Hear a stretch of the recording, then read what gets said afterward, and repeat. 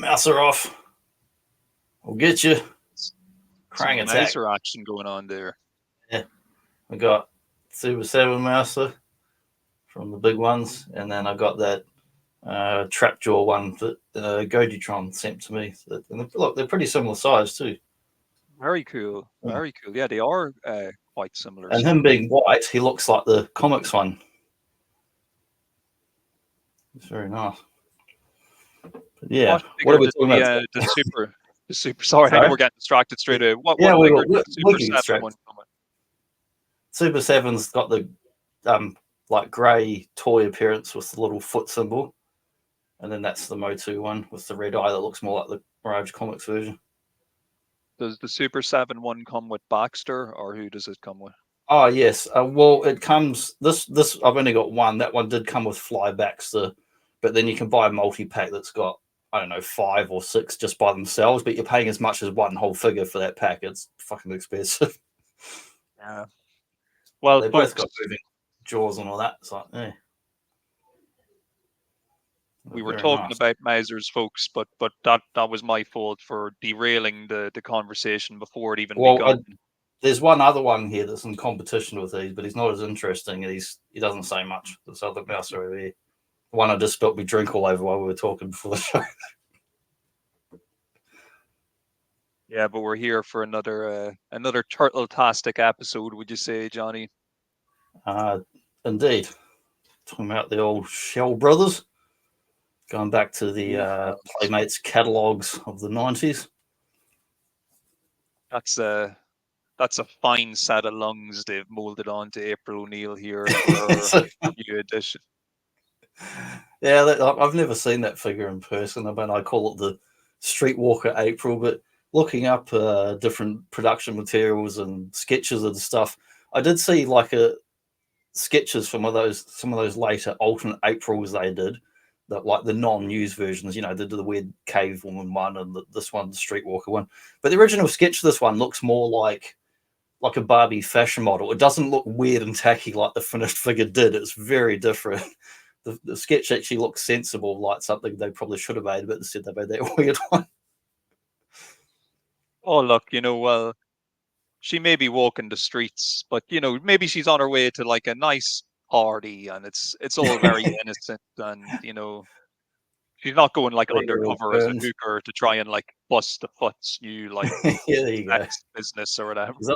So if they called it Undercover April, it would have made more sense. then I could go, okay. She's on an episode of Miami Vice that week.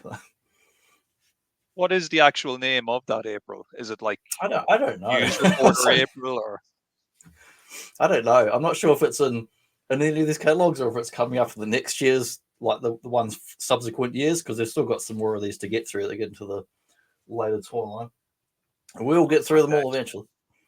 We will on this odyssey of toys journey through the Playmates catalog archives. Coming into a pretty sweet spot here in 91 and 92. Yeah. I mean, this is, Playmates were known for doing like girls' dolls and other miscellaneous toys, and before the Turtles, they were like a smaller company. I mean, they still were. They weren't giant size compared to your Mattel and Hasbro's and whatever. But, there were smaller ones. So even making the Turtles in the first place was a bit of a risk for them, not unlike, I don't know, Kenner doing Star Wars. But obviously in both scenarios, it paid off big time with rich dividends. Oh, yeah. Like that Turtles license was the golden ticket. Yeah, they've still got it now. I mean, other companies do as well, but they've still got the exclusive worldwide retail kids line figure license. Look, I know I'm not totally on the up and up when it comes to current toy lines and what's popular, but I do know that I still regularly see Teenage Mutant Ninja Turtle stuff in stock, on sale. Yeah. These days in the shops. So Playmates. Yeah, and they're still affordable. They're still affordables. I know Playmates get other licenses, like, with Godzilla and stuff like that, and they do other nice toys, but it's the Turtle stuff has kind of been, no pun intended, that evergreen brand for them. It just keeps giving and giving. They can't go around making other reasonably priced mutants at retail, cheap and available. It's crazy talk. It is bonkers talk. I don't know what I was thinking. Yeah, I picked up a few of those ones. I got the Kong, and I've got a couple of different Kongs, and I think it was called Scar King, whatever, in the recent crossover movie from last year. I was huffing the fumes of retro mutagen ooze before we started recording, so I'm just coming up with crazy ideas. Well, Godzilla's mutant in my book, so he's, he seems welcome in the Playmates stable of toys, along with other weird mutants like Toxie. Toxic Crusaders, not the Toxic Avenger. Totally different thing, but not really. I only knew, like the Turtles, I only knew Toxie from this cartoon and toy line as a kid. I didn't know until years later that it was a film that it had been. Well, I might have seen the cover in the VHS store actually of Toxic Avenger, but I'd never watched the film until many years later. Yeah, I primarily knew of just the Toxic Crusaders, like yourself. I would be probably a teenager by the time I properly discovered the Toxic Avenger as its own separate deal. I have to say, even though the cartoon was kind of like a blink and you miss it deal on TV here, There's only about 13 episodes. I love Toxic Crusaders, the toys. I absolutely loved them. Yeah, I had Junkyard and I had Psycho and something else. Oh, they were just the perfect companion pieces for your Turtles toys. Yeah, I love that show, and I liked that being Playmates. They kept them in the same scale and articulation as the Turtles. They could stand up better because they mostly had flatter feet and 2 shoes. That'll keep certain people in Australia happy. But yeah, I only had a few of the Toxic Crusaders, and then they kind of the show bombed, and the toys were around, and before I knew it, they were gone again. I couldn't buy any more of them. I really like this. This is probably a mundane thing to point out. I like the style of this table of contents where it actually not only tells you where the section starts, but also tells you the page that it ends on as well, which is pretty cool. Yeah, it's nice they've chucked in the logos and that instead of just the old plain text you see in most of these catalogs. My desk is still very wet from that drink I spilled. I'm just feeling it like, ugh. It's like bonus for people at home listening. I spilled a drink on my desk, but it's very squishy now. It's like need some sound effects there. Yeah, we get some brief bit of merchandise in this catalog here, and we've got a bigger one coming up where we'll get into a more full line of stuff. This one's kind of just got highlights of things. That's a pretty cool Toxie mask. Like the kid in that picture actually does look pretty freaky, waving his little Toxie gear about the place. It says it's Toxie's hideously deformed dress-up set. Well, he definitely is deformed. Well, remember the tagline was creatures of hideously deformed superhuman size and strength.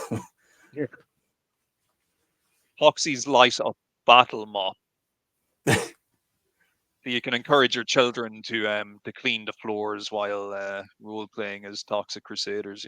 Yeah, I don't know how clean they'll get with it being who's being in a toxic waste dump with a green, disgusting looking mop. You might be making the floor more dirty than removing dirt. He'll illuminate your floors by giving them a nice radioactive glow. Nice radioactive glow. It's helpful. Yeah, nice little spread here. Yeah, these pizza dudes chowing down. And as we remarked before on our previous Playmates discussion, we're both lovers of just this general mishmash of styles that you seem to get with Playmates. It's like a little bit of comics, a little bit of cartoon. We're just going to chuck it all together and see what we get.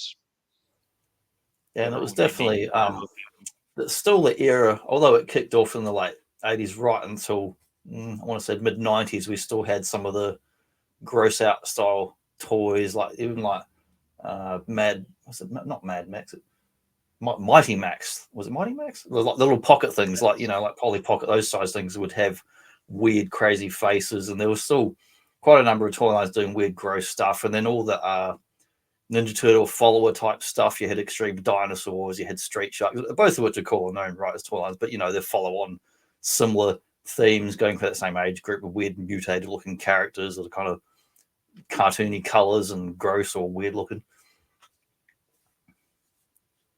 Some vehicle action going on here. I don't think anyway, in the flesh, I've never seen these Monster Mutant 4x4s. No, I haven't seen any of them. I never saw like some of the smaller vehicles at retail in New Zealand, and occasionally the turtle van or blimp, and that was it. I didn't see any of the other big vehicles. Well, looking at this this cheapskate, my cheapskate's obviously missing a whole load of fucking bits. I'm like, or maybe just the prototype had a nicer looking setup. I don't know. I don't remember all that those chrome bits being on my one. Yeah, it's got a heap of nice stuff. You got the head and the toilet paper and the bloody pipes and the bits and heaps of paint. Like, I love that turtle tenderizer big monster truck thing. Like I didn't even know that was a toy as a kid. I only knew it was in the Nintendo games as a boss battle, but I didn't know it was actually a toy.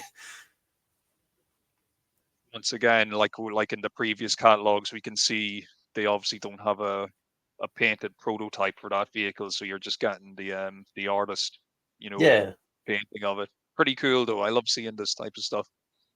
Yeah, and it's often, I mean, I haven't seen the box of that, but usually that art is the same as the box art that turns up later on. And here we got the Technodrome. This time we got an actual Technodrome and not the illustration, so they've at least got the finished version of this going here for the KAALLLL. This is it right here, folks. This is the play set that this year is getting a reissue that quite a few of us are looking to get our hands on. For the first time for me. It is to the original. Yeah, it'll be the first time for me. Like, man, the Technodrome is one of those things. It's like a childhood kind of want of mine that I've never ever, and even in all the toys I've picked up over the years and as an adult, and when I've actually had disposable income, it's still always just slipped through my grasp. So I will be picking up one of these retro reissue Technodromes and displaying it with pride. Hopefully it looks as close to this original as it possibly can, because I always wanted this toy, always. It certainly looks the part. They did on it was Toy Habits, like I was talking to Bobby Vala, and they pulled out an original one, and then he brought up on their phone or whatever, they're showing the production photos of the reissue one. You can see things like the bed was like slightly shorter, and I remember Bobby Vala was going, oh no, the turtles, he's going to like be hanging over the edge of the bed and stuff. So there's a little weird size differences, but I've never owned one, so I don't give a fuck. Yeah, for folks like us now, even though I didn't own one, I did get to play with it on occasion. I did know some people who were lucky enough to have one, and so I'd remember elements of it all right, but yeah, I wouldn't like know the toy intricately enough to probably spot some little details like that without looking at a side by side in real time. Yeah, but like I'm not going to miss to what I didn't know wasn't there. So yeah, exactly. And of course, it's my only chance ever to actually own one. It's like second-hand ones, even in Australia, cost hundreds for loose incomplete ones. Yeah, and that was my big mistake, was I left it too long. By the time I started seriously looking at buying a vintage one, the prices had climbed so high, and even the ones that were like reasonably priced, they were missing loads of stuff. They'd gone all yellow. I just didn't want to buy a clunker or a junker. No, I there's wanted no point when as it's too close to bad. complete. Like maybe I could have bought one like 20 years ago at a reasonable price, but I've moved so many times. I would have had nowhere to store it. I would have been sitting in a box. I would have lost most of the parts, and likely I wouldn't even have it anymore. I would have gotten rid of it because I've moved it often. Supposedly on the cards, apart from this Technodrome reissue, we could also be getting a sewer playset reissue. Yeah, next year they said the mutant module and the sewer playset supposed to be coming, but I wonder if they're going to shrink the sewer playset by like an inch or something, and they're going to be hit their heads on the roof. Yeah, I'd love if they actually blew it up a little bit. Yeah, that would be good. Just for the benefit of these articulated anniversary turtles they've released, make them compatible with the old stuff. If anything, go slightly bigger, don't go smaller.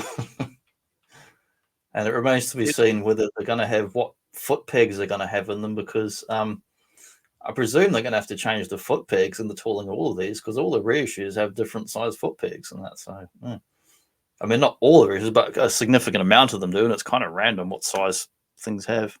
So these ones are okay. There's the Rhino Man Rocksteady. He's got normal size foot peg like the vintage ones.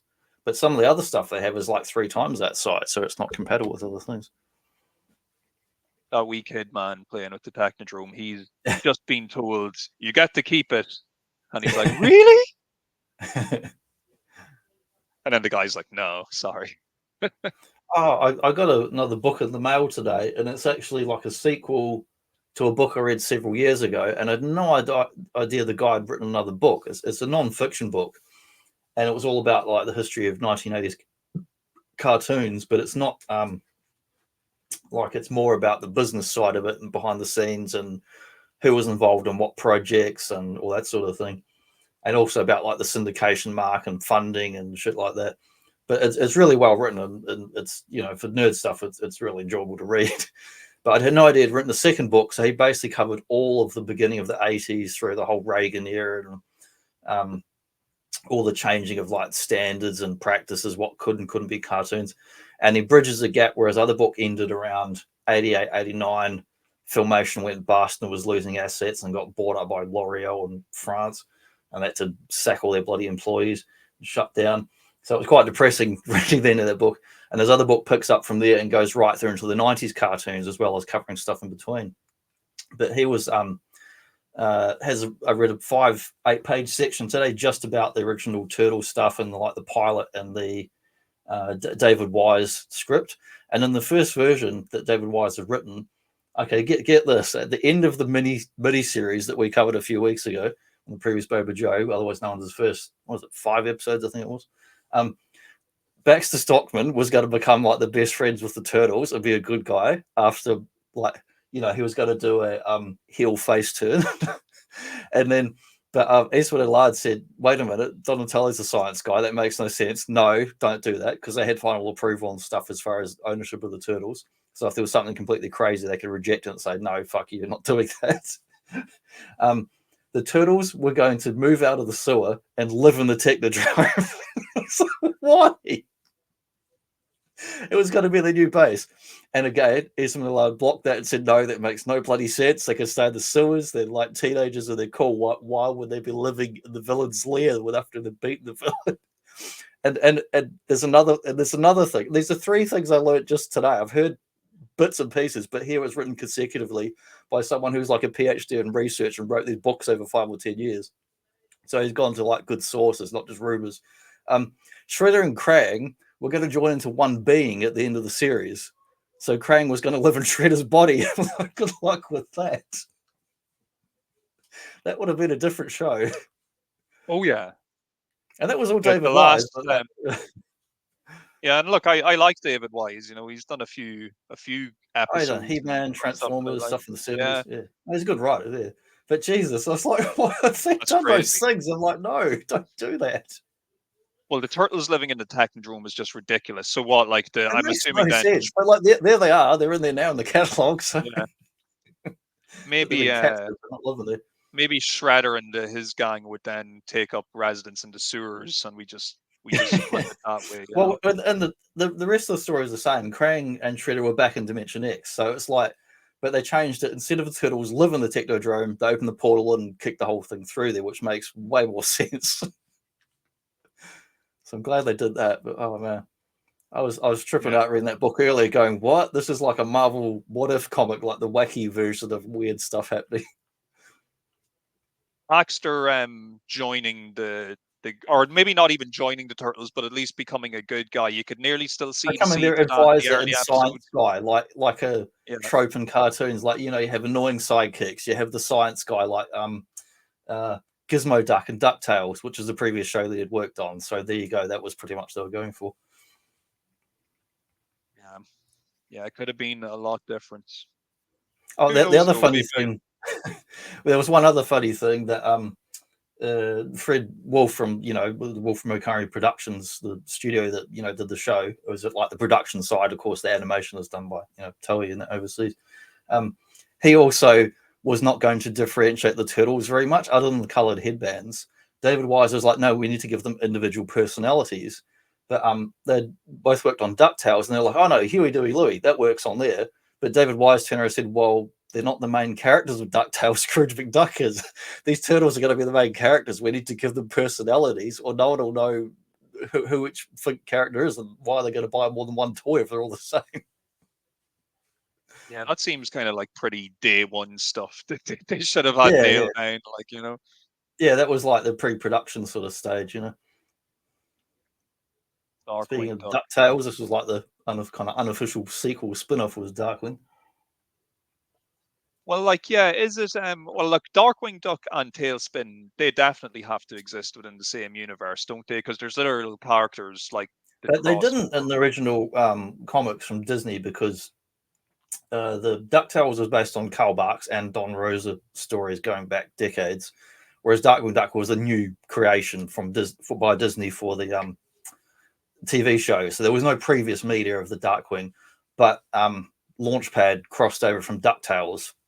So they're definitely in the same universe. And then years later, Launchpad's in Tailspin as well, isn't he? No, it's just in DuckTales and this. I'm getting mixed up because Tailspin also has a pilot, but that's Baloo the Bear. But I would say that Tailspin would take place in the same universe as these three because they were all created in a several-year span. Like Goof Troop also was from back then. Like yes. I could argue that's probably in the same universe, just in a different area, but they're not really crossing over. Years later, in various licensed comics like Boom Studios and other ones, a lot of that stuff they do cross over. There's like Darkwing Duck, DuckTales official crossover comic books and stuff, and other cool stories they did. I watched a lot of Darkwing Duck, I have to say, as Great a kid. show. I used to watch it with my mum and my brother. We all liked my stepdad used to get the Disney comics as a kid. Like, you know, this would be like the 60s or whatever, 60s, 70s. He used to get stuff as a kid. And so I used to see some of his old comics. So when they started playing the DuckTales show, he recognized some of those stories from those decades ago. They'd read some of the stories. And we used to, as a family, we used to watch DuckTales and we used to watch Darkwing Duck. There used to be they might have actually even called it the Disney Club, but it was like a Disney show, kind of morning show, essentially. Yeah, they said different blocks. It was Quack Pack as well. You'd get, like, I think it would be like a run of cartoons to do, like, say, Rescue Rangers, Tailspin, Darkwing Duck, Goof Troop. Like, it would just keep going with a load of Disney cartoons all in a row. Later on, like Aladdin and stuff like that was added to it later on. It just Aladdin was decent too. Like the DuckTales was the one that kind of kicked it off, and that one all through that 90s period. And actually, sorry, Gummy Bears was the first. Gummy Bears, then DuckTales. They all had a much higher production budget than your typical TV animation, and because it was Disney, they had the money, and they said our films aren't really doing great. We're going to kind of focus elsewhere, and did all these amazing TV shows. And of course, in that era, they also did the Aladdin movie and Lion King, and that's when Disney kind of made a comeback into the kind of late 80s going to 1990s sort of era. They kind of make a comeback, and we're making good quality things again. These figures look pretty interesting. They don't look as articulate as obviously a modern figure, but sculpt wise they look pretty accurate to what you'd see in the sculpts are beautiful. I never had them. I've seen like mates that have had some of these, but I've never owned them myself. Yeah, I only ever saw them when I was in the stores. I never laid a hand on they one. Did quite a few McDonald's toys ones too of Darkwing and DuckTales that are like quite decent. But yeah, they're pretty cool. I always love the character. And I didn't even know as a kid that Darkwing was just a takeoff of Batman. I had no idea, even because it was, you know, because Batman animated and Burton Batman, so that's what led to Darkwing Duck. They seem to be like action posed. They don't come with accessories by the looks of things. Or no, at least they're kind of like minifigures that would normally be non-moving, but they've done a little cut so an arm can kind of rotate up and down. So they're more like minifigures really than like action figures. Very, very simplified. Still though, nice and colorful. Would look nice. Yeah, good sculpts, nicely painted and all that. And like I'd happily have them. I wish that I do have a Scrooge and a Darkwing on Gizmo, which are Funko figures, but not the crazy dead eye zombie. These are normal proportioned figures, and they did a bunch of them, and they did Huey, Dewey, and Louie, but really fucked them up, and then they stopped. Actually, I got Launchpad over there too. I forgot they did him, but then they cancelled it, and they were supposed to be doing other ones. They were going to do Tailspin and stuff, but they canned it after a couple of years, and it was a really good little sub line. and they just kept cranking out all their stupid pops in the millions, so much they're chucking them in bloody landfill because they couldn't sell them all. Garfield. I had a few of these, not those exact ones, but like everyone had some, Garfield toys or Garfield PVC stuff around. Like some that like there's like a wind feature, or like those you roll it back and it flies across the ground type stuff, little spring action things.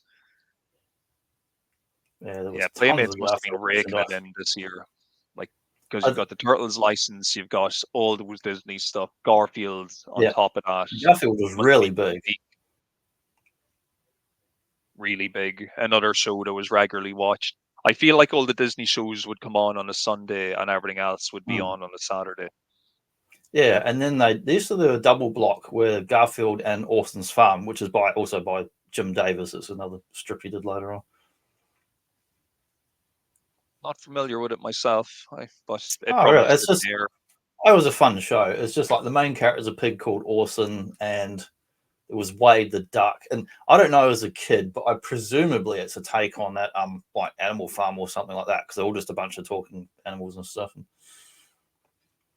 Yeah, Animal Farm without the darkness and cruelty. Yeah. It feels like that when you watch it and look at the characters, and it feels like, well, let's do a kiddie version of something like that without the darkness. Water babies. I wonder what they do. They make messes on my desk, or get them out of here like this drink did. Yeah, it's the age-old doll that can piss, every child's dream. Now they can poop and talk and order your pizza for your turtles and do everything now, these dolls now. This little kind of like information page, though. Is this like all the Playmates offices for... Oh, geez, that's private information. Get off the screen.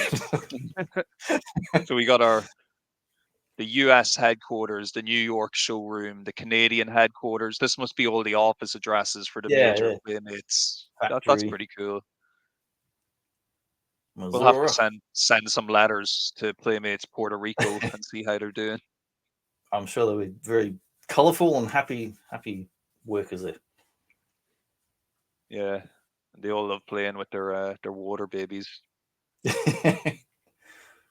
Yeah, that's the brief look at the 91 catalogue, because there was no more images available for that one. But fortunately, when we move on to a 1992 catalogue, we get a pretty awesome cover. And Turtles, and they're up to a 5th anniversary. Wow. And a Playmates 25 anniversary. Yeah, I was just about to say, we see at the top there 25 years of serving the toy industry. I like how that's worded.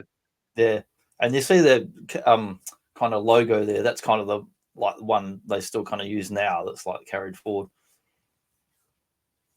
Yeah, the 5th anniversary. I think I have an April here on a card that has that 5th anniversary logo on it. So it was a big deal at the time to make it 5 years doing this stuff.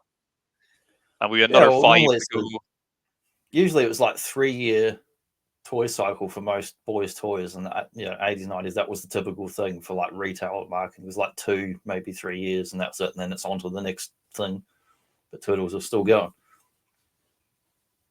Yeah, and they're like moving with great momentum into the 90s, while all the other stuff's getting left behind. Because like 1992, Transformers is like dying on its arse. Motu is dead.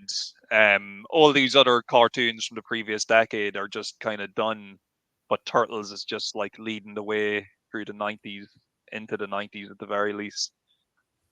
Yeah, they still went for a good number of years on the show. I mean, other big shows, we had like Batman Animated, which started on Warner and then moved over to Fox or something. Turtles was on one thing and went on to other networks and syndicate. When it got popular, the networks, like, your CBS, ABC, NBC, all those ones that wanted nothing to do with it when it was first around, it got sold into syndication. All of a sudden, they're like, "Oh, give us some of that turtle money, we want to get on that now."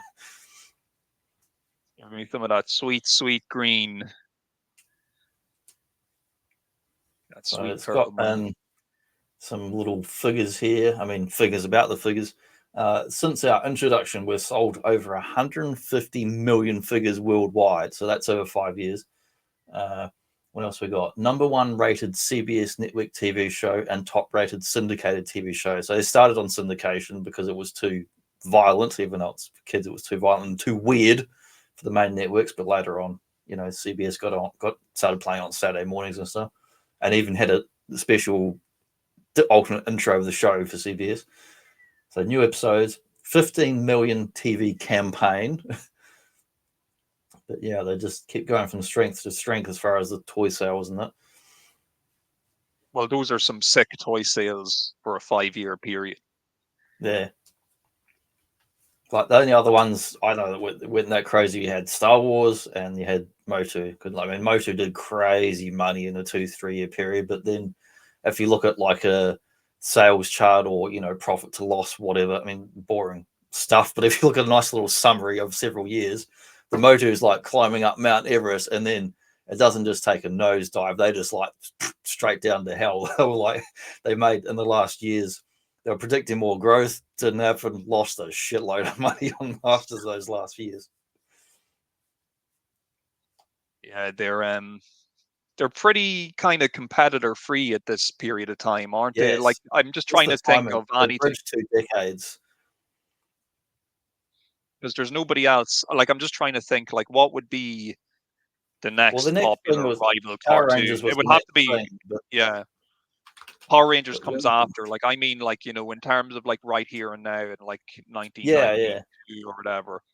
Because, like I said, like the other stuff is dead. Transformers is dead. Motu's dead. It's like only nearly the rip-off cartoons like Samurai Pizza Cats and stuff. I'm trying to think of other stuff that was like the Disney stuff is the only really other stuff that's there, like, Yeah, and Disney, like, see DuckTales and all that. I mean, we've just seen Darkwing was in the other catalog, but stuff like DuckTales, a lot of their merchandise was like McDonald's toys and shit like that. It wasn't like they were selling action figures of DuckTales. They didn't exist. You get like miniatures and, I don't know, key rings or stuff like that. I suppose next year, they're going to start 93 Power Rangers. Yeah, and then on the cartoon front, you're going to have like Batman the animated series and those Batman animated just starting. And Batman animated had a very good toy line, but Kenner, Toy Biz and then Kenner and whoever, there's been Batman toys right through. We had Superpowers, and then there's a gap there. But then from Batman 1989 right through pretty much year 2000, there's just Batman. There's Batman everything. Yeah, he was a constant presence. Ah, yes, the mutations. Love to see them. Yeah, I was hoping to get the bloody. They've done reissues of that Rocksteady. I don't know if they've done. I think they've done the Bebop, but I was looking up reviews of them online. It was like, I don't know, it's 5-6 months ago they came in America, and I thought, maybe we'll get a hold of them in Australia through importers and eBay stores. Not because most other reissues eventually turn up somewhere, like online, but these ones didn't. I was like, because I was looking at the price of the reissue versus getting a vintage one, and I'm like, it was nearly neck and neck, no matter which way. The reissue is cheap at retail, but the loose figure vintage was pricey for a good condition one. But then to get it imported to Australia, I was like, oh no, it's like, forget it. What about the 4 turtles themselves? Did you ever see the reissues of those? No, I haven't seen those at all. Like, not that. Well, no. I was thinking, no, the ones I've seen recently for the new turtles, the Mutant Mayhem or whatever. Because the next line of those, actually, there's what the mutating Mayhem ones are out right now in retail, but that's the modern new turtle stuff, not really the vintage one. I have a few of these mutations. I have a couple still in the box, actually, unopened. I have a Leo and a Raph. They've been on the roids, so they're all like, yeah. You know what? They're pretty cool figures, though, man. They've got that foot articulation that we would have loved. Oh yeah, they've got the foot. Yeah. And they do look pretty cool when they're in the figure looks nice when it's on the normal figure. They are kind of crazy looking. Like they like you said, they're like gassed up, roided up. I think like the do remember in the marketing ones work better because it's just the head flips around, so they kind of work better. I have the Splinter as well. He's a pretty decent figure. Nice. the legs and the hands swap in as well to give them like human hands. I will say, like, I do kind of like the faces on the turtles when they're in their like normal turtle, like whatever it's supposed to be, their pre-mutated mode or whatever. They kind of Yeah, have these kind of funny looking cartoony faces, which I like. at least they gave them faces, because some of the other later transforming turtle ones, they just got a generic turtle, but it's not no real personality face, because they've redone versions of those ones in like every turtle line since. But I always wanted the Bebop and the Rocksteady. Yeah, they're lovely, like that, and the reissue ones come in that nice original box too, with the artwork and all that. It looks really good. It's like a flip. I think it's like a Velcro lid or whatever, flip open lid. And even though Bebop doesn't really look too much like himself in the cartoon, but Yeah, he looks Rocksteady is more like a concept kind of version. Rocksteady is a good dead ringer though for Yeah. how he looks in the cartoon. He looks Oh yeah. awesome.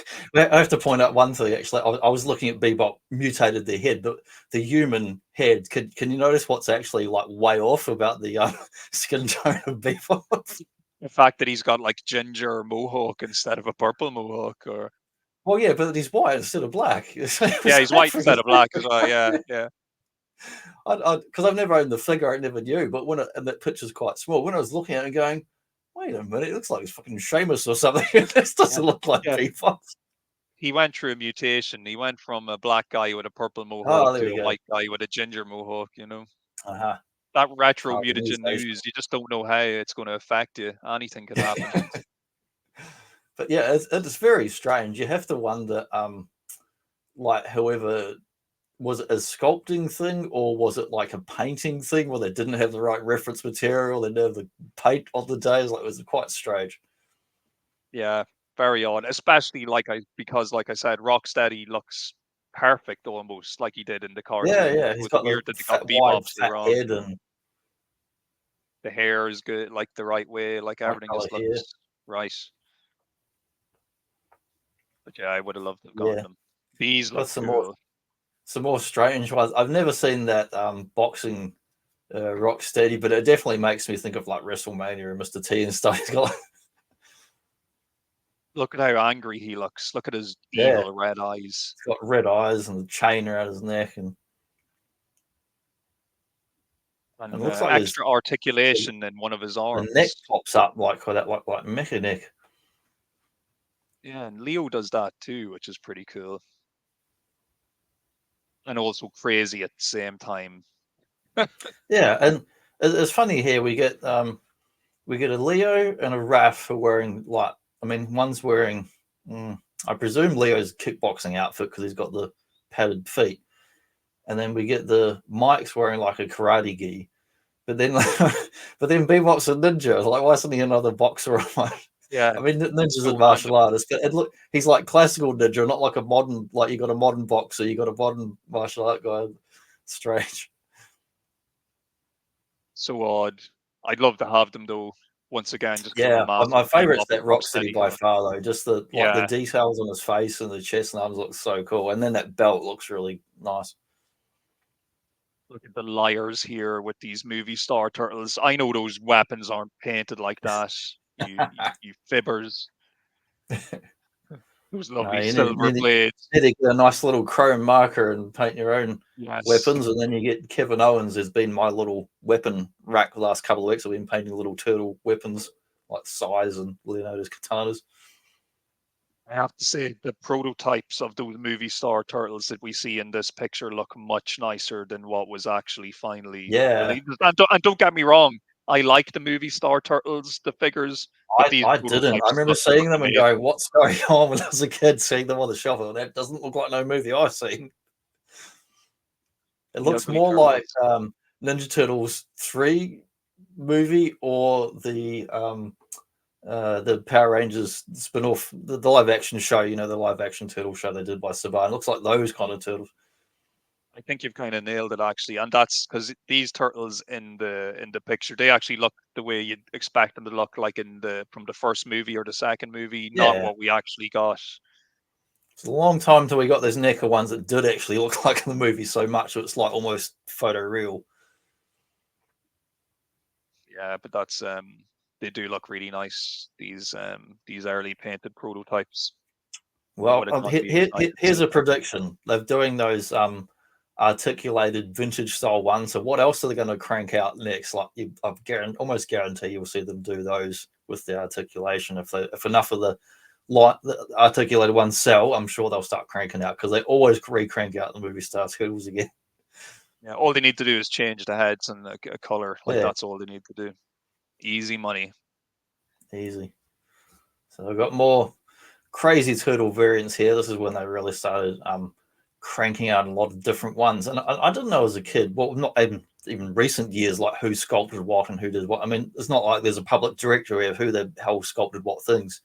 But it's obvious to me, just even as a kid looking at them, that like ones like General Trag and Baxter and stuff, that's a certain look and style. That's very Mirage. That's very indie comics.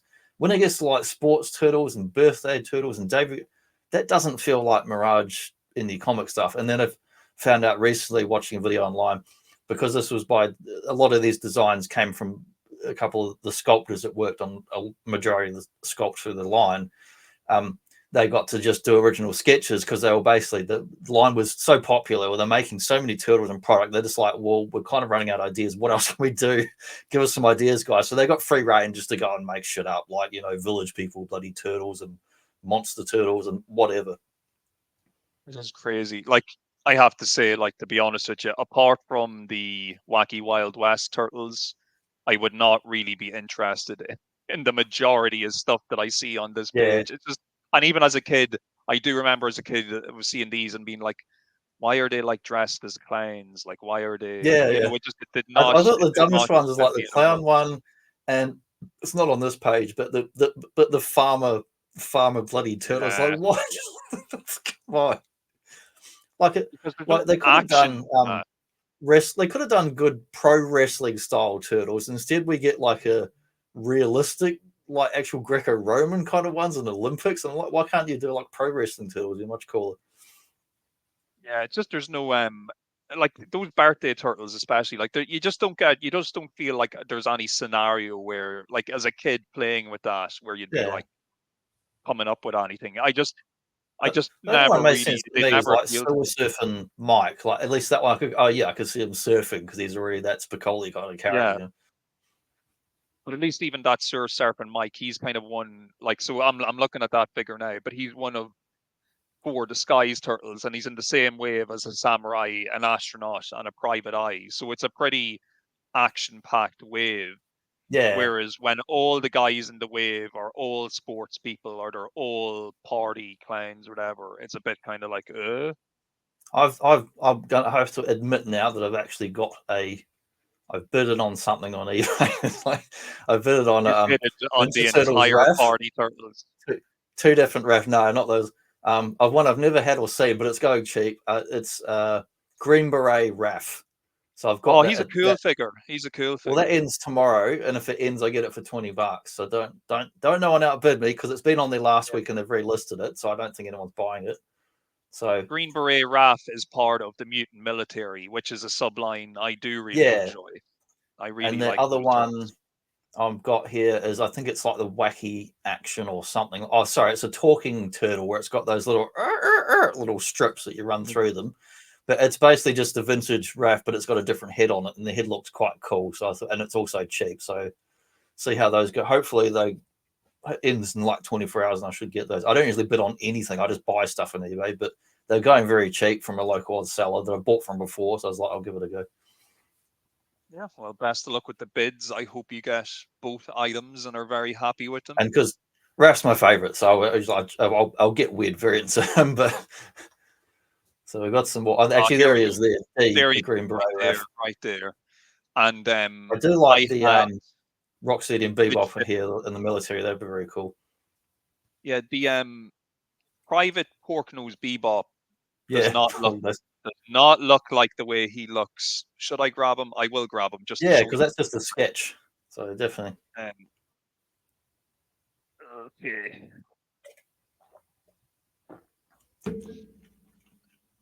So you see, my one, he actually wears purple like a foot soldier, which I think is pretty cool. Yeah, I think the figure looks better than the sketch as far as the final colors. Yeah, it does. Look at the articulation. Look. He still he's got on the the handle of the putski, but like you can see, he's got like elbow bands and stuff. Beautiful figure. Yeah, he's such a nice figure. That was like my main Bebop figure as a kid, pretty much. And I do have the Dimwit Doughboy Rocksteady, which does look pretty much exactly as it does in the prototype figure there. Yeah, I've never seen yeah, those ones, so they're not in the stores or anything, and they don't turn up very often online or anything. Yeah, I have Lieutenant Leo on my shelf at the moment. I have a midshipman Mike. I did also have, like, as a kid, I also had midshipman Mike as like you know, just one of my childhood toys as well, which is a pretty cool wee toy. But yeah, the Private Porknose Bebop and Dimwit Doughboy Rocksteady are just really nice figures. Like, yeah, he's got great articulation in his arms. That's cool. Very nice for the time. Very And nice. he looks nice on his little insignias and badges and stuff on his chest, and that looked nice. Yeah, he's definitely inspired by a certain group of World War II soldiers that are not fondly remembered. Yeah, I got even looking at the sketches, I got his mention like the bad guy. It's got the boots. I actually would say they probably changed them to purple to make him look a little bit less. I imagine obviously so. like that. Oh man, look at the I know I'm skipping over to Cave Turtle Leo a little bit, but look at that 5th anniversary collector's Leo. That is beautiful. I'm going to have a go. I get like another chrome pin, like that's a silver one. I can get them like $10 whenever. I'm going to get a silver one and have a go at painting like a beta figure, so if I can get it looking a little bit like that. Yeah, you never know. Or yeah, just even get one of the reissues and just get a few reissues and experiment on them. You know, you could come up with some pretty cool. Well, cheap enough to get something to have a go. Probably make a mess of it, but why not? Yeah, I would dare say though that the Mutant Military is probably one of my favorite sublines of this. It's definitely, if you compare the Mutant Military to all the stuff we looked at on the previous page with those stupid clown turtles and stuff, like it's just a much better idea. They're back again, like a nightmare. On screen. Yeah. Goodbye, get out of here. Yeah. No competition. I don't mind the cave turtles. As a kid, I'm like, oh, this is kind of dumb. But looking back as an adult, I'm like, oh man, the sculpting's fun and the dinosaurs are really nice. Yeah, I like you. I have that type of same mindset. Didn't really appreciate it at the times. Like I already have dinosaurs, you know. It's funny how much these toy lines ape each other. Like Motu went from like high tech stuff to now they're like doing dinosaurs at the end, and like then Turtles did the same things. Like, what else can we do? Dinosaurs and other weird stuff. And that Navy SEAL Mike is a hard one to come by online for a decent I've price. never seen that either. He's pretty cool. I haven't even seen a good photo of what he looks like properly or anything. Like, I haven't. And Delta Team Dawn looks pretty cool as well. Yeah, that other one reminds me of I want to say it's like the movie House or something, the horror movie. It was like a character in that, and he looks real similar. While all the bits are kind of hanging off him. Yeah, from what I understand, the 5th anniversary Leo is like glued to that stand he comes on. He just kind of comes attached to it. That makes sense. Very cool looking. Very, very cool though. I'd love one. I would truly cherish this if it was in my collection. Maybe if you could get and read what it says about limited edition, rather, but I don't know if it was a mail away or how you actually got it. I don't know. Yeah, I think you could buy them, but yeah, they were just like there was only like 5,000 or 10,000 produced or whatever. What else we got? You still see them for extortionate prices online. Yeah, and I think they've done anniversary editions of that gold one too. That it wouldn't be worth the same, but I think they have done other versions of that. So here we get like more of the full line of like your actual original one-off characters rather than just like 100 turtle variants. But you can see like the sculpting look, all these individual guys to me is more like, like your indie comic style versus all your sports and weird turtle variants. But we get the weird April variants. Border. Yeah, there we go. They get the name, that Ravishing. Oh, that's got the sketch. Seekin's got the sketch. It looks more like a Gem or a Barbie type outfit and not like the weird streetwalker outfit they put her in. I have the other And the April right April beside 2 her. is quite nice. She's got the Yeah. swishy hair, which is like that Peter Chung sketch we looked at the other week. Pretty much. So like Mighty Moose, Dr. L, King Lionheart, Hothead, Scaletail, and Anthrax. Those 6 figures are pretty much the most expensive figures you can buy secondhand at the moment. Yeah, for sure. Yeah, I've not seen any of those. Expensive. I have a bootleg of the movie star Foot Soldier, which I got online one day for like like $2 or something, and it wasn't actually a bad bootleg. Of course, the Storage Shell Turtles, a big hit with me as a kid, and I have the reissues hanging behind me on the wall. I absolutely love happy them. to get those a couple of months back for the first time ever. Actually, got some more turtles this week, but I think they're probably the later catalog anyway. Did you have, or do you have, a Sergeant Bananas? I always wanted a Sergeant Bananas.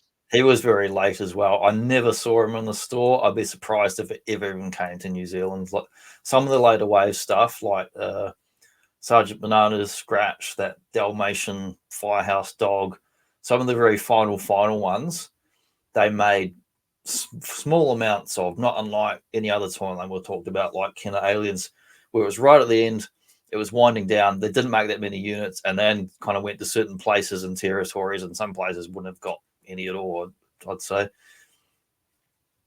You recently picked up a Walkabout, I believe. Is that right? Yeah, I got a good deal on him. I got him for like $20-$30, and he's quite nice shape. He doesn't have accessories, but I just buy loose and complete figures, but I go for like good paint condition. I don't care if they have the accessories because I don't put stuff in their hands half the time anyway. I have never owned a tattoo, but it's another figure I'd like to get. Yeah, I reckon there's a chance they might do him in the next 2 years in the reissues because they're slowly working through some of the other ones. And it's not like other reissue lines where they never do a full wave of anything. It's just kind of random what stuff they put out. And there's multi-packs where you get like 4 or 5 figures in a box that come to Oz and other places and international territories. It's always real random grab bag of characters that never matches any of the actual waves they did from the line. Yeah, it's a bit of a head wrecker. Chrome Dome as well. He's quite nice. I might grab him. Very nice. Yeah. I would say so. So I don't have Walkabout or Tattoo. I do have Worm. I have Space Usagi. I have Chrome Dome, Ground Chuck, and Dirtbag. Unfortunately, I never got my hands on the movie Super Shredder, Toka, or Razor. I'd love to get vintage ones of those, or if they ever did reissues of them, would be pretty cool as well. But yeah, they've done the Super Shredder because that's the reissue I got last year, and that's still fairly common to get. It is Dirtbag, and most importantly, he has his tail because a lot of them have tail snapped off. There's plenty I could have bought cheap that didn't have a tail. Some didn't have a tail or a head, and I got a Chrome Dome. He was a really lucky find because his chrome is like pretty much intact and looks really nice. And I got him for like $20. So I got really lucky getting that for a good price. I don't have the belt for my guy. My belt is missing, so well done. And I wasn't even looking for him, and like it's never a figure I expected to ever own. It came up from a seller that had multiple things, and I bought it just on a group buy with other stuff he had. But like the paint's all intact on it. He's slightly gummy on his legs, but it's not too bad. But yeah, he's beautiful, man. And his big cousin fella's actually just within reach if we go over here. Very nice. His big cousin. The big difference in size. Yeah, very cartoon-like. I love the NECA ones. I really do. But they're both absolutely beautiful. Yeah, that vintage one though, beautiful figure. Even looks nicer in real life than it does in this catalog. It does. I was amazed. It's got that proper fact metal looked at. Like I'm holding it here just under the light, and it's so shiny. It's like almost blinding. So that real like G1 Dinobots sort of chromey look is beautiful.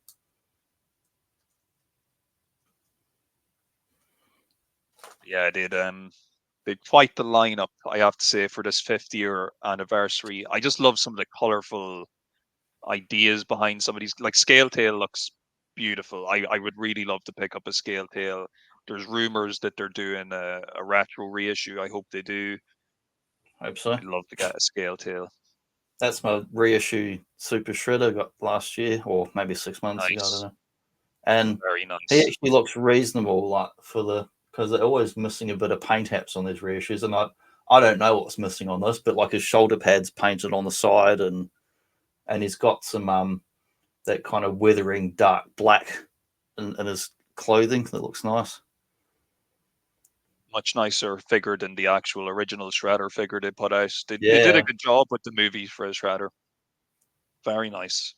I was very happy to get him. Of course, Grind Chuck and Dirtbag, the tag team.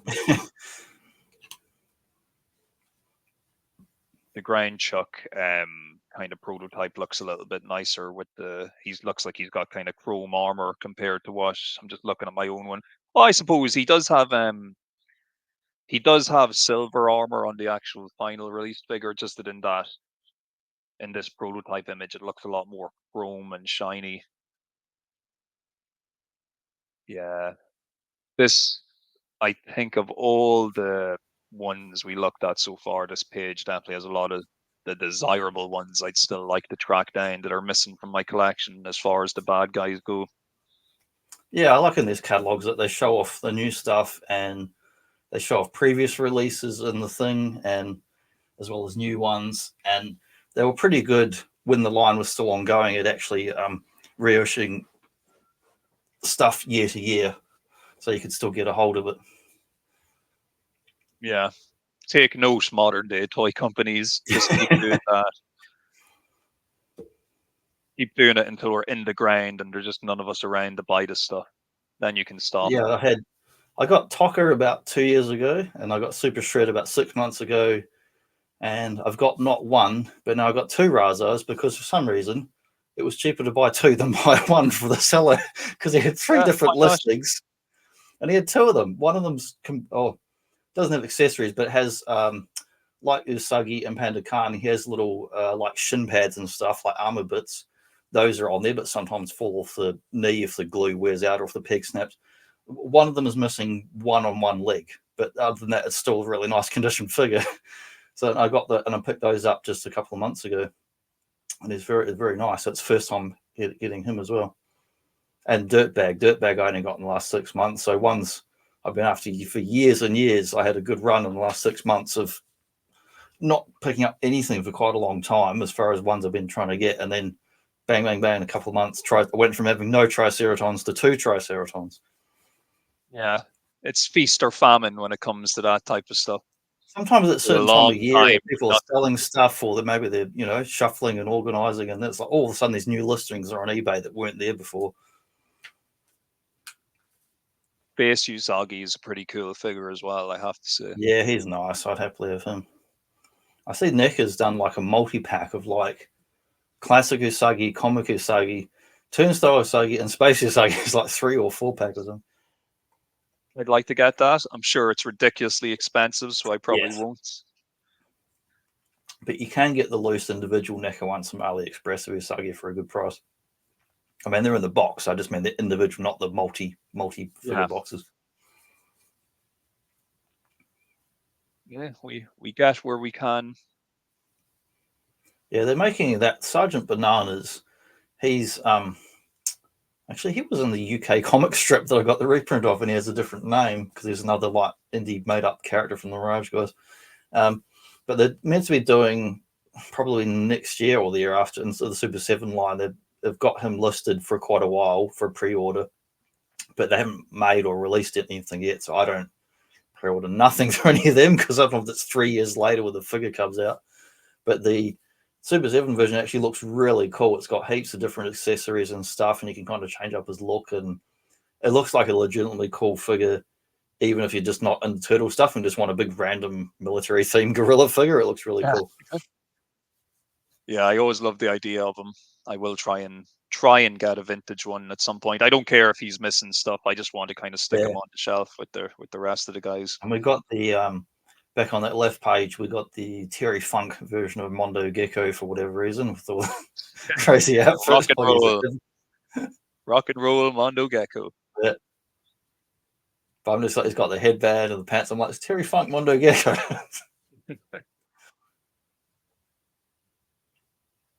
With guitar accessory. Yeah, I wouldn't mind having a Monty Moose, but he's another one I don't think I ever saw him. I'm pretty sure I remember at retail seeing Hothead, who was an Archie Comics character. Dr. L, I did see. I think I saw King Lionheart, but I've never seen Anthrax, Scale Tower, Monty Moose. Never saw them at retail. Never seen that rock and roll Mondo hippie gecko. And a bunch of yeah, well, look, definitely. Like I said, ignoring Movie Star Splinter and Movie Star Foot Soldier, that whole line from Monty Moose to Anthrax they're very, very expensive to buy on the secondary market. Well, I think that's part of the reason why they got expensive, because they weren't easily available, so they've become only rare acids. And actually, technically, I have a reissue of that Movie Star Splinter, but guess what? They didn't put on it. Head and flocking. The flocking. Yeah, so I haven't even opened it. I got it and I was like, wow, this looks awful. I only bought it because it came in a multi-pack with some other figures, and I've never opened it, and I just put it down in disgust. I should probably open it or something, but because the packaging looks awful anyway. Well, when I looked at it, and maybe it's been, unless they did another reissue since then, but apart from it not being flocked, am I right in saying that they also just stuck the normal Splinter head on it instead of the actual movie sculpt head, I think, as well? I'm not sure. I might dig it out tomorrow if I can find it, and we'll find out one or another. I know it was just like one of the worst reissues they've done, because it just, you look at it and go, this is not even as good as the first version of Splinter. Yeah, and you've made the B version even worse. Yeah, actually, I got Splinter for the first time about a month ago as well, like the original first release Splinter, which I've never owned that figure either. And I got him, and I think he's complete. He's got his robe, he's got the accessories, and he's in really nice shape. And the robe is clean. There's no marks or anything on it.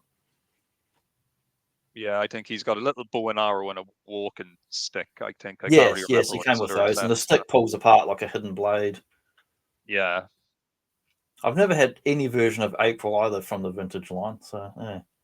But what else we got here? This is going back to like pretty much the previous couple of years releases, showing what else they already had. So pretty much got most of these guys now. Yeah. Dare I say, I have. Yeah, I have. Wow, I have everything on this page. Wow. Not missing one. That's crazy. Pizza Face only got a couple of months ago. So thanks to Gojitron, I now have a Ray Fillet. The only one I don't have on there now is Mutagen Man, which they have. They did the dodgy reissue missing accessories, and now they've done another reissue in America with the original card and the proper accessories. But so far, it's not available on international, but maybe next year it'll turn up. Weird. Do we have? And I have I do have that Leo Sewer Samurai as well. Great figure. Those whatever they call them, I think they called them the Disguised Turtles when they were released initially. But yeah, Raph the Space Cadet, Don the Undercover Turtle, Leo the Sewer Samurai. I've never had the vintage one, but the modern one from last year from the Mayhem, which is obviously an homage to that figure. I just got it because it's cheap, but it's actually really nice. It's got most of the same detail. It's got silver paint on the back. There's little alien hanging on the back. Yes, and even the little decals on his chest, all the stickers and that. It's actually a really nice figure, and it's really nice. And the articulation is pretty decent on it. So I had it sitting on my desk for several weeks, and it really grew on me. I got it because it's cheap. The bubble comes off, and you see all those secondhand ones online that are missing the bubble in the vintage one. So guess what I did with this one? It's not coming off ever again. Yeah. So I glued that bastard on. They're just a very small amount. I went, nah, I'm not having mine fall off behind the bloody shelf or something, or I'll step on it or vacuum it, or So no, thank you. Once again, though, these prototype images, look at how shiny Leo the Sewer Samurai looks. Like, he's got some nice gold paint when you look at the actual figure, but like that looks chromed to the max. Like, that's C3PO levels of golds like happening there.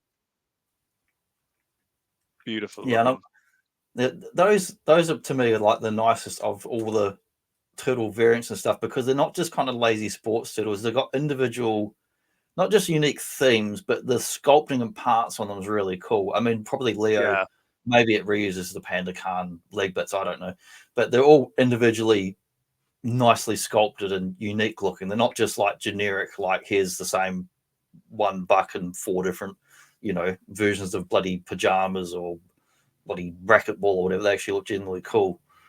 Yeah. Yeah, they were hitting a high note when they went, because they were like the first non-normal turtles, I think, released. Yeah, from memory anyway. And the only one that made sense to the show really was the Don, because we saw, them going out in the trench coats and that, and then also in the live action movie, you see Raph in the trench coat and the hat. So a few people have picked up extras of that Don, and some people have just painted the bandanas a different color to get the different turtles. I believe later on there was an episode with the turtles in space where they're all in the astronaut suits as well, so you could probably get away with. I can't remember the original one, but they've done that variations of stuff like that a few times. Like you've had stories with Fugatoid and they're in outer space and various turtle stuff. So I've seen multiple versions of turtles in spacesuits now.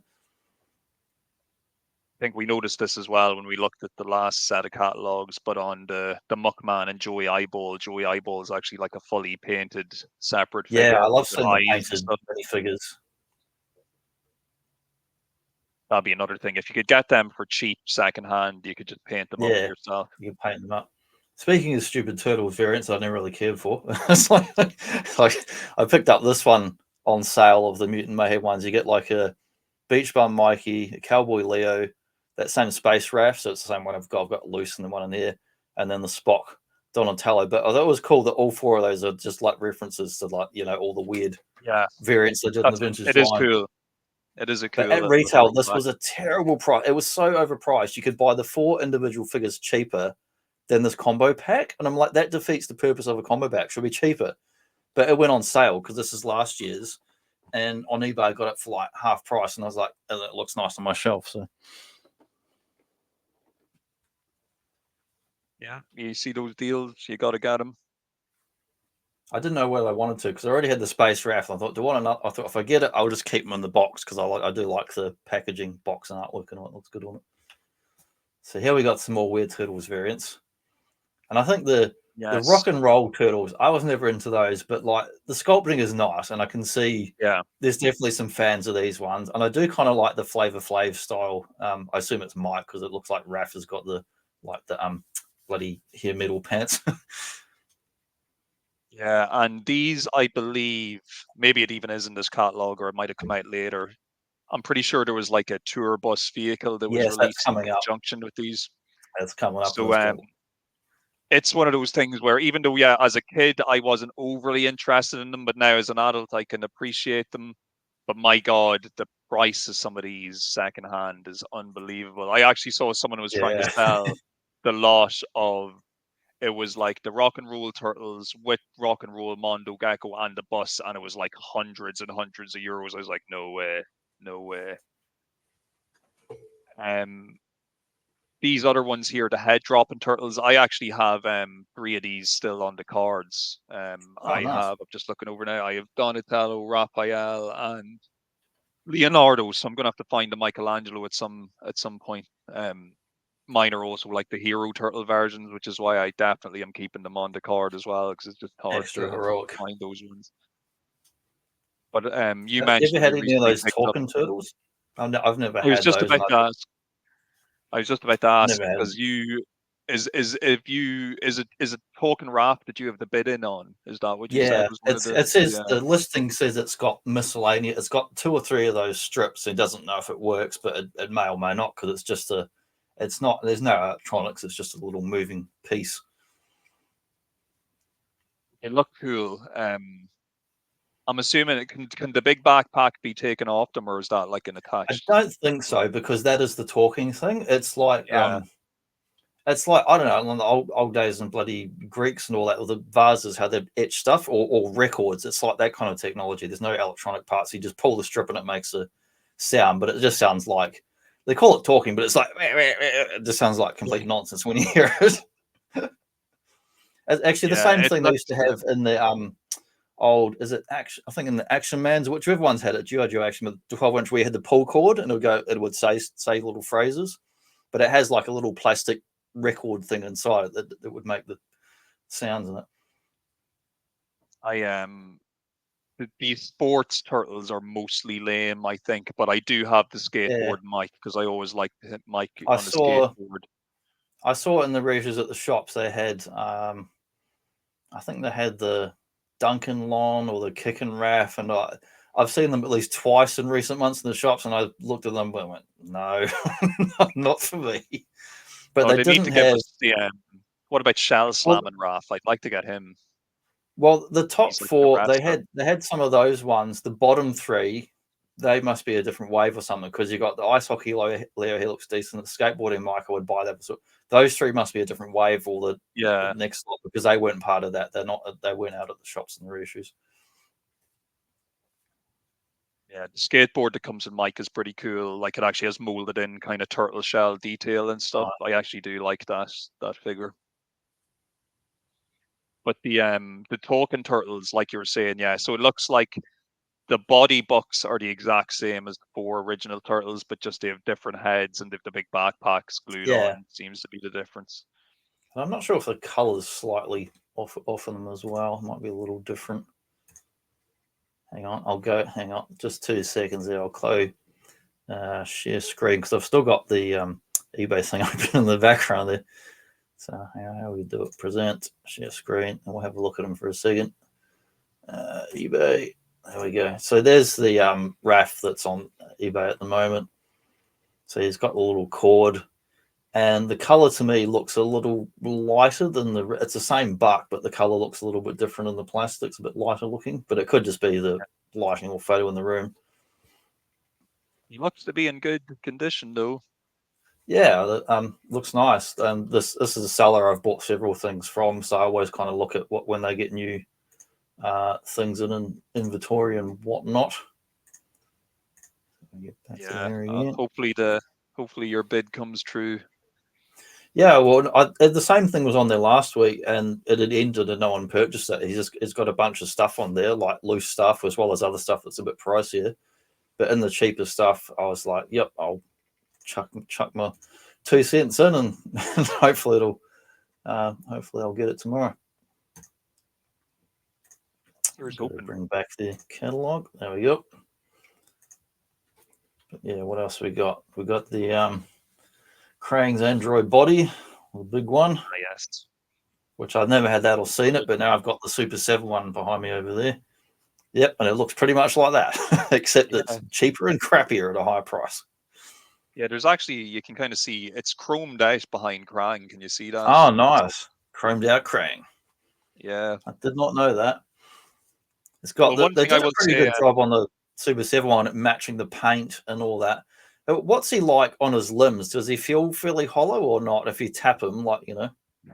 What's he like? He does kind of feel, he feels hollow. However, it's really hard. Like, it's way harder plastic than what you get from a Super 7. On the Super 7 one, it's like completely hollow, and it's so hollow it's almost like brittle. It's like nothing in it at all, and it's got no weight to it. So that they cheaped out so much on it. I wouldn't go as far as say it's rubbery, but he could take probably a short fall and not break. Yeah, he has a bit of give in him. And right out of the box, the Super 7 one, a piece of it broke before I even put it together, because you had to, because it's called the Super 7 Cyborg. It's like those 70s styles and Shogun and stuff. It's got a removable chest panel thing that shows its innards. So you got to clip that on, and that's super thin plastic.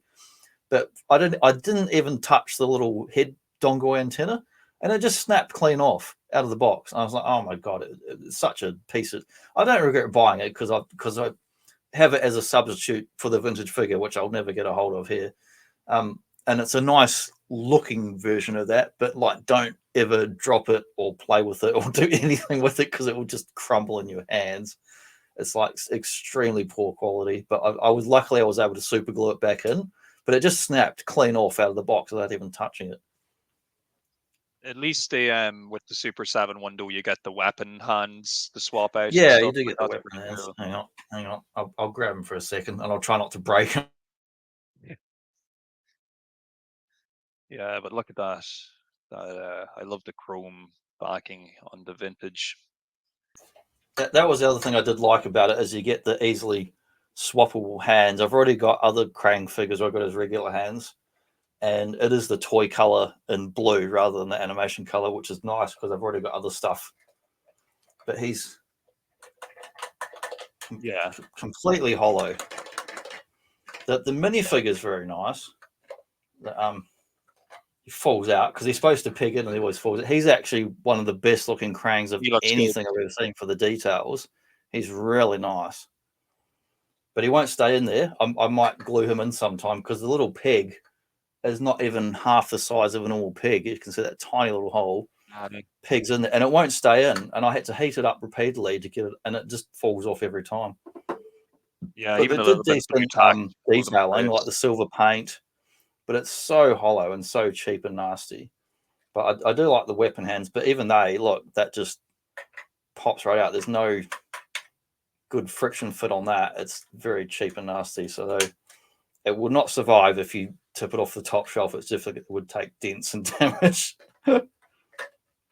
Wouldn't survive being played with by a child. Oh, no way. What about any of these giant turtles? Did you have any of them as a kid or since?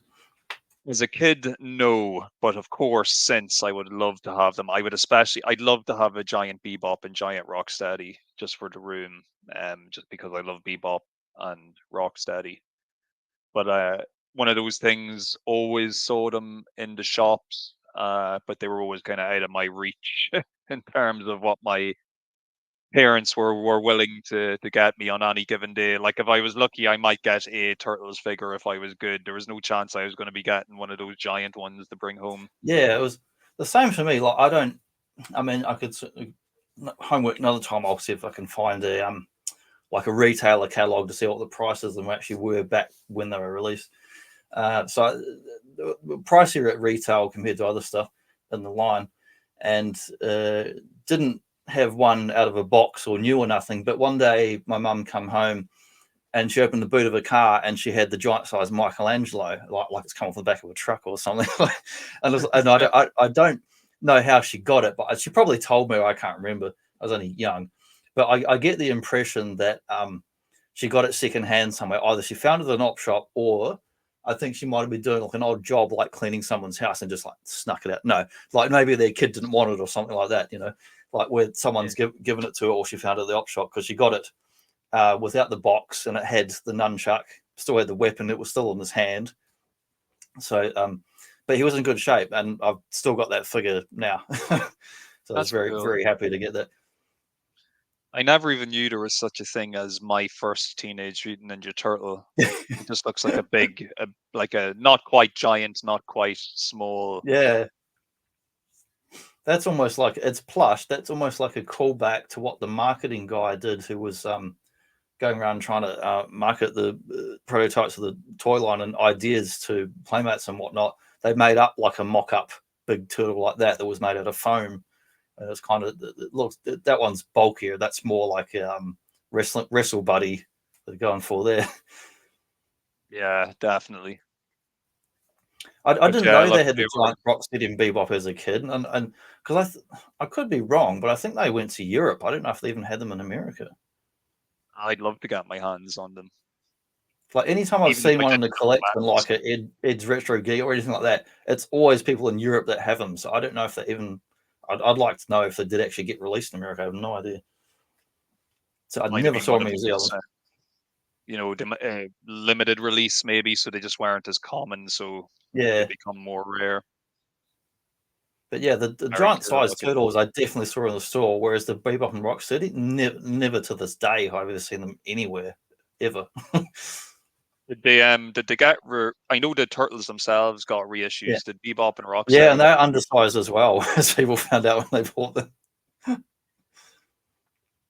Yeah. No, they haven't done reissues of those. I'd be all over them if they bought those.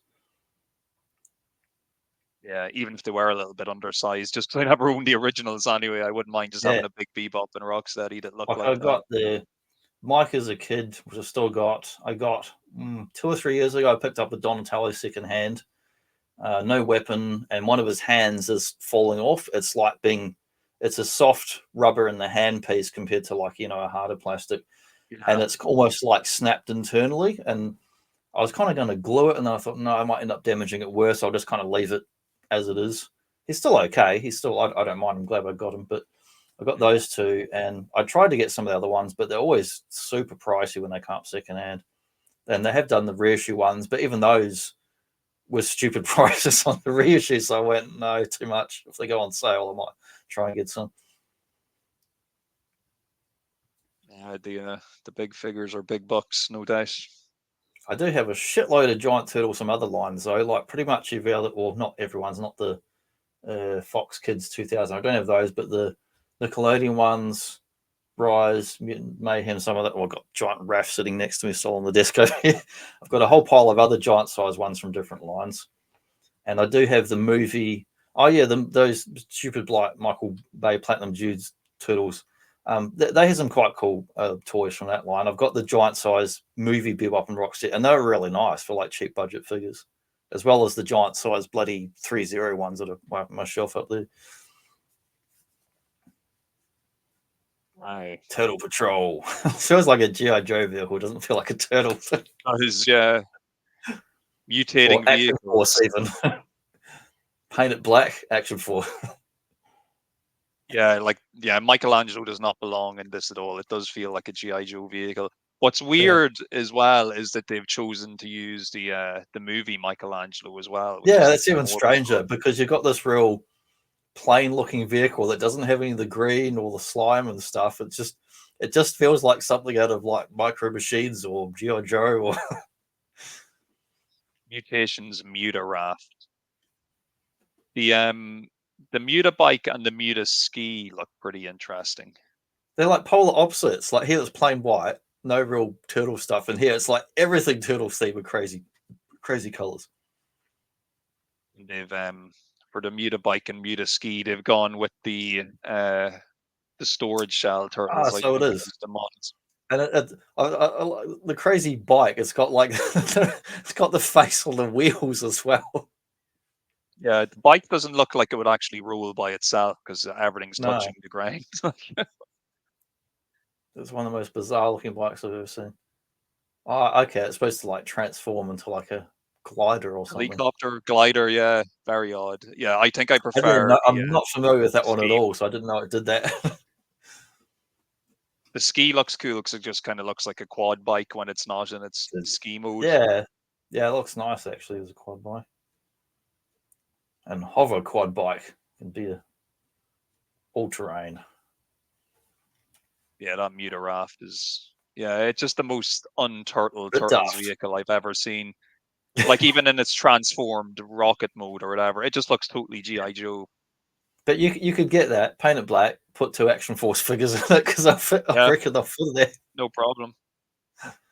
And it would probably be all right. Like the Action Force Mega Raft. So many vehicles like that. Again, most of them I never saw as a kid. They just like went in the stores for New Zealand for smaller retailers and that. And they pretty much did a lot of the Masters formula where it's like, well, we've made all these figures, we made all these variants of figures. What else can we do? We're going to keep cranking out all these vehicles because we need stuff to keep selling year to year. So keep making all these vehicles. Here's the Turtle Tour bus from the Rock and Roll Turtles. Yeah, this is what it goes online for crazy money. I do like the funny faces. If you look at the top, it's got Splinter, and it's the wacky crawling ninja one, where he's in that silver outfit. They got Mondo Gecko. I'm not sure if it's meant to be the anniversary Leo because it looks like he's gold. Then you got Fugitoid. Then it looks like Raph. It looks like a green square, and I don't know who the purple guy is in the last one. But I like the little faces on there. It's fun. Yeah, it's pretty cool. It is cool, and like the way the back opens up for the weapons storage and that. It's a cool set. It's not much for like play value, but it almost works better as a display piece than a play piece compared to other play sets. I've seen some collectors have set this up really nice in their collections, where they've used that and then surrounded other stuff like it, or extended out, like done a diorama for the stage in front of it, and then like put other figures and stuff around like a crowd, and it looks really cool. The Mutants Mutacarrier on the next page is cool. They actually did release that. I know this is only the prototype, or like the paint images we're seeing, but it's a cool looking vehicle. When they actually did release it, and you can just keep a load of figures in the back. It's like a troop carrier. Yeah, works really it's well. Like a half track sort of thing. Yeah, I'd love to just to have for the mutant military turtles to kind of just stand around. Yeah, I hadn't thought of that because a lot of the stuff I've never seen in person. So, and then some of it comes out different years, and I'm like, oh yeah, that actually goes with the other themed stuff from earlier. Yeah, well, definitely they seem to have a decent plan in place for this year, because we've seen now that the mutant military subline, it gets a vehicle. We've seen the rock and roll turtle subline, and they've got a vehicle. Like, they're pretty good now at, even the mutation turtles now have especially mutating vehicles, so they're trying to tie everything together with like full waves that have like a set of 4 or 5 figures and a vehicle. Yeah, it makes me like some of the weird variants more when they're if you've got an actual theme that ties it together. I mean, where is the Sports Turtles vehicle? I mean, maybe they've got something and I'm not familiar with it. But here we got more. On the right there, you got the Sewer Sand Cruiser, so another military themed one. Yeah, that samurai scooter is bizarre, but I love it because it's like some kind of acid freaky scream. It's so crazy looking. It's so crazy. Michelangelo's Sidewalk Surfer looks so pretty crazy. And I'm not sure if they reused that one in the Toxic Crusaders, because Toxie also has a bloody para surf sailing thing like that. Notice they call it the Michelangelo's Sidewalk Surfer, but it's Leonardo in the picture who's piloting. You gotta sail on the sidewalk with no water and no sewage. That sewer sand cruiser looks awesome as well. Yeah, that one's fun. You got they're really getting a lot of use out of Green Beret Raph here as well. Yeah, because he's going to be taking that pizza-powered parachute as well. Those parachute toys, I think every toy line got at least one parachute toy, no matter what the brand, apart from Transformers. Yeah, I used to get the little dollar army men at the store, like, you know, the little plastic army men in the parachute. Come with them candy that tastes like soap. Yeah, throw them on a windy day and they never come down. They just go away. Yeah, it was pretty windy in Christchurch, so they would float up into the tree or onto the roof and across the road. Like, oh, well, back to the store by another. Yeah, when I think of of this particular spread, I would love to get that sewer sand cruiser. Just looks so cool. I really like that. And like the things I normally don't like are some of the stupidest vehicles. The Samurai scooter feels like nothing to do with anything samurai, because I mean there's bits on there, but it's just so over the top. The colors, it's so 90s, and like every bit of Fresh Prince Day Glow color they can cram on there. And once again, it's the storage cell raft. It's the model for the pilot. Like if they did a reissue that, I would probably buy that, and it's not something I could honestly say I've ever wanted. But just looking at it, how like nice it looks in the catalog. Yeah, it's just completely crazy. It is crazy. It is crazy, but cool also. It's got the chop and katana blade action. Yeah. Yeah, it's got. I wonder if the actual final version actually has all that paint, because there's a lot of paint and a lot of. There is a lot of paint. There was a lot of paint, and I wonder, does it even have chrome on the blade for the katana? Probably not. Who knows? Oh, the wheel has got the shuriken as a wheel. I didn't even notice that. Yeah, very cool. And I do like when they get the turtle, like the wheel's got the turtle pattern. The back of that big bloody Hummer looking thing has got the turtle shell as the canopy. Looks cool. It's got the turtle shell pattern. So it's like it actually is the shell that goes on top. I thought that's cool. So here we get another very strange one. Pull the trigger on the bubble bomber. Again, it doesn't even look like G.I. Joe. It looks more like your space fantasy ones from the 80s. Yeah. But then it's also a bubble gun, and it's got a trigger on it. So, but you can put a figure in it. So it's not quite a gun. It's not quite a vehicle. It's quite strange. And then it's got a drill nose like a Japanese drill tank in a robot anime.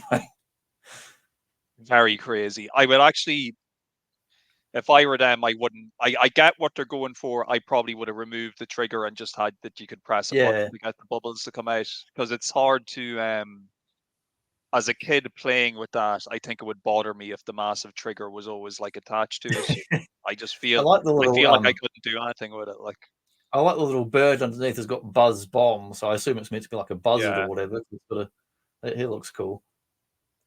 This retro mutagen rifle is the craziest toy I have ever seen. It just looks insane. Do you know they've got ones in the stores now that I don't know what's crazy as that, but they've got ones in the current line. It's just like a giant Nerf gun, and it's just got like turtles theme on the side of it, but it doesn't look kind of thematically as interesting as that, and it doesn't have a weird eye on it for a scope. It just looks like a generic Nerf gun with turtles theme on it. It's just like, so this is pretty much a combining weapon, because it's like a transformer. It's like a modular Megatron sword. Yeah, it's crazy. It's crazy. But then with the actual eyeball for the scope is pretty cool as well. Yeah, I like the eyeball. I definitely don't hate it looking at it now, but it's probably not something I would have even entertained having as a kid, because it's nearly too crazy. Real working compass, it says on the magazine clip. Bayonet katana blade. It's like, no, it's a snake, I think, on the front of it. Leo's Bodacious buggy looks cool underneath it. That's a cool looking vehicle. Yeah, that one's cool. It's like a bigger version of the little bumper buggies one, those mini ones they did. Now you got a big giant size one, so that's a cool looking vehicle. And I feel like, I mean, it's Turtles theme, but I feel like you could use that on other toy ones too. Yeah. Looks like you probably fit 2 figures. Apart from the pilot, I'd say there's a guy who can fit in the back as well. It's got Cowabunga, but with a K. And then it's got nice crusty barnacles and stuff sculpted into it, which is cool. Yeah, that retro mutagen rifle is just a bit of freaky deaky hardware. Mutates from rifle to pizza pistols. And like the removable sword, but the end of the sword's all like melted and stuff, you know. That's like the gun that hangs out with the bone gun from that Cronenberg movie. Yeah, exactly. It's like it's alive, you know. Distance, that's it. It's like its mate. It hangs out, and then the two of them go off and they hang out in naked lunch with the typewriter that comes along. Oh, some cool ones here though. Now these are nice. I like all of these. These all got interesting designs. They feel like proper decent playset vehicles, or like some of the better He-Man ones. They're nice and big. They've got play features. They've got space for the figure. Of course, keen-eyed viewers will probably recognize the Channel 6 news van. That mold looks quite familiar. Wait a minute. Are you saying it's like the Turtle van, but they put some of the actual features that were missing in the Turtle van into the news van? Exactly what I'm saying. Yeah, it's and look, it am I right now? I know we only watched it a couple of weeks ago, but don't they use April's trashed news van as the basis of the Turtle van in the cartoon? Yes, they do. But yeah, it's a much better Not toy blue though. It's just got those extra features, as you mentioned. The original Turtle van toy did not have. Yeah, like the inside. Cool. If you look, when you get into the inside and take the roof off, it's got a lot of panels and stuff on the inside, which are, I don't know, Channel 6 news equipment stuff. But there's a lot of bits that are actually meant to be part of the Turtle van. Is when you see the interiors from the miniseries, they're missing on the toy, that they didn't add it into the news van. So I haven't seen it, but I'm pretty sure some people have picked up and done mods on this and repainted it as a Turtle van, presumably. They have, and there's a few Instagram profiles you can probably follow. I know I've seen a few where they've gotten, like, there's slightly different color variations of this van. Like there's a blue that's a little bit of a more blue gray. Like there was a few variations that people managed to pick up, and yeah, just a really, really cool toy. I know I kind of went to it straight away because of how kind of prestigious it is, but all these other vehicles here, the 3 mutant military vehicles, are all very cool as well, with the turtle tank.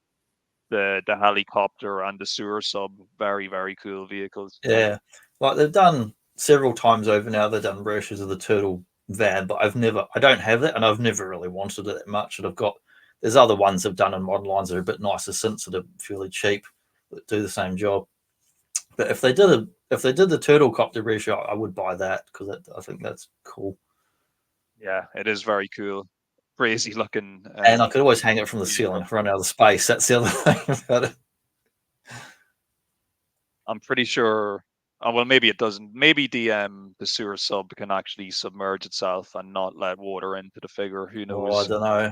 Those screws will be rusting pretty quick, especially where we live.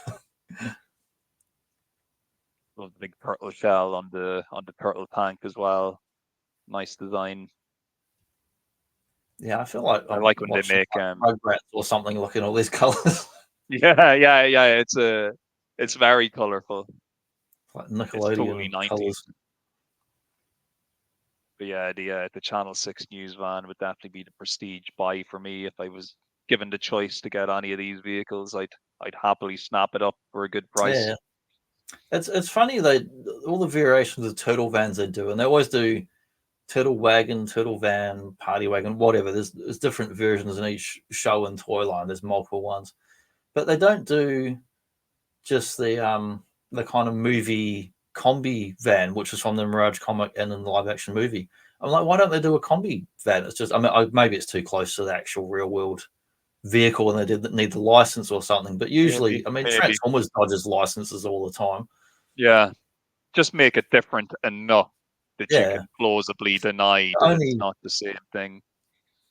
The only one that's kind of close is you got the Jada diecast turtle van. That looks a bit more like a combi van and less cartoony. It's still basically the cartoon one, but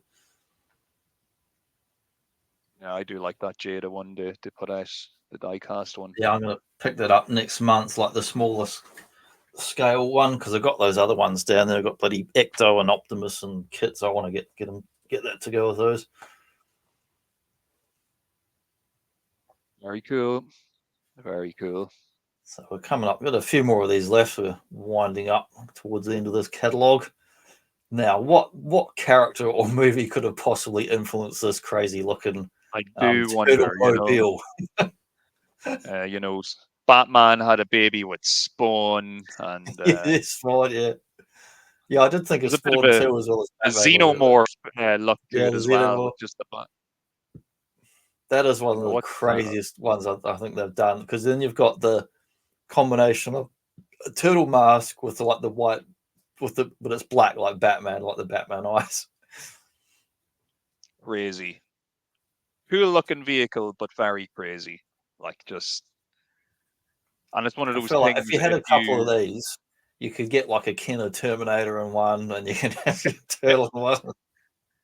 Even if you just painted over those teeth, the matte black, you wouldn't immediately even recognize this as being anything to do with Ninja Turtles. I'd say no, you wouldn't. There's not. You wouldn't.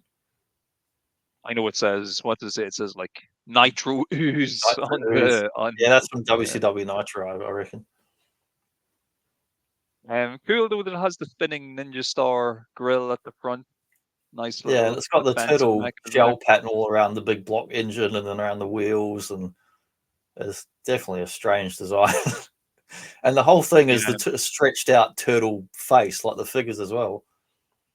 And once again, it's movie star Michelangelo that is chosen as the. Yeah, why didn't they put a more cartoon or other kind of one in there? It looks quite strange.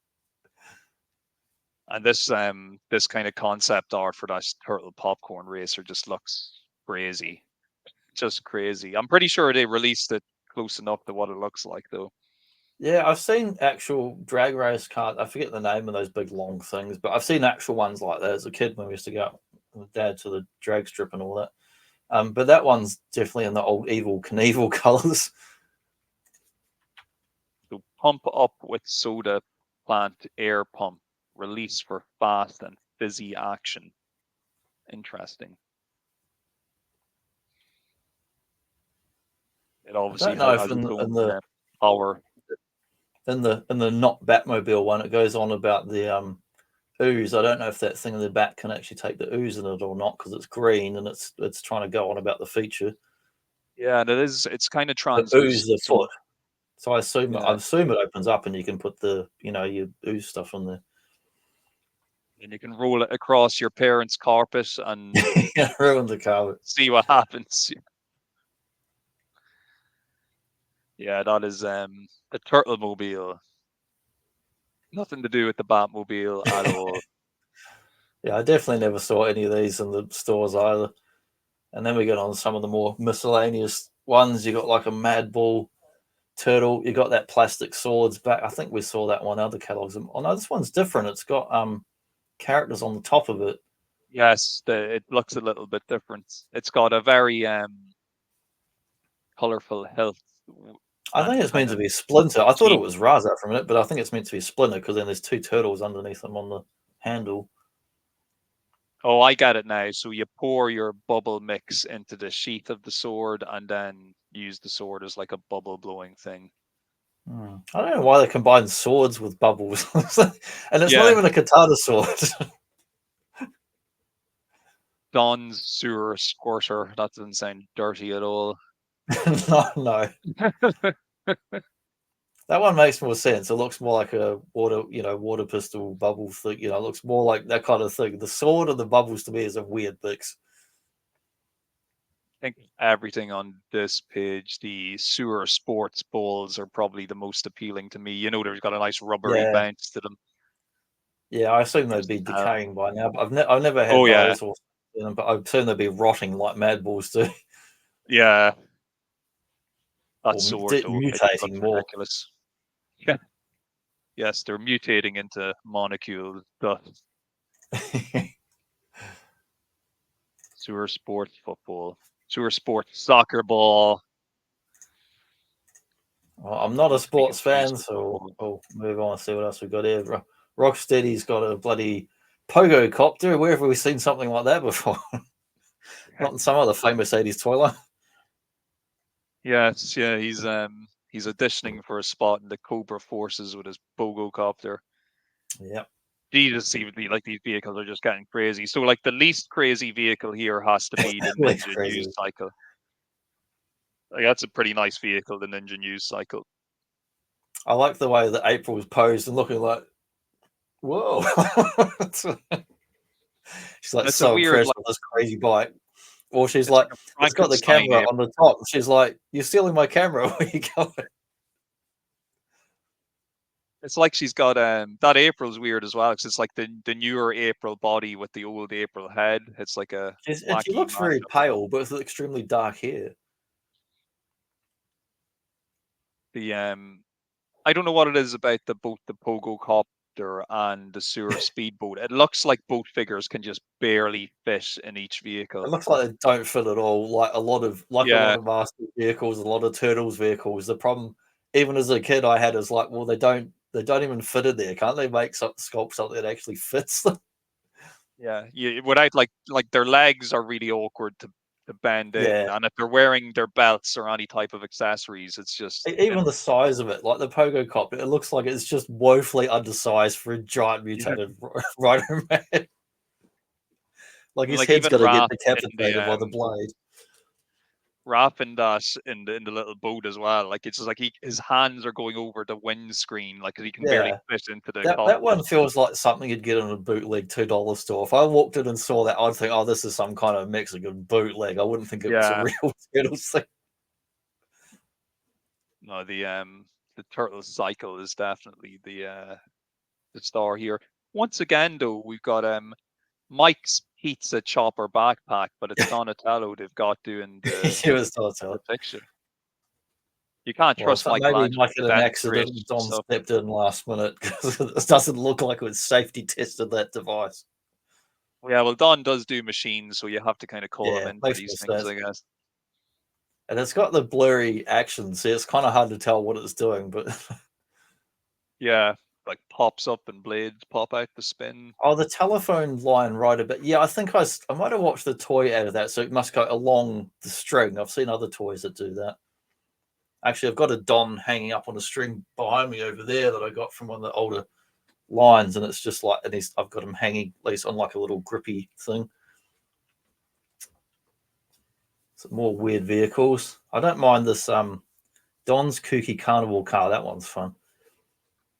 I had the Shredder mobile, and it was a did you? cool That's definitely another hot rod design. I recognise the look of that.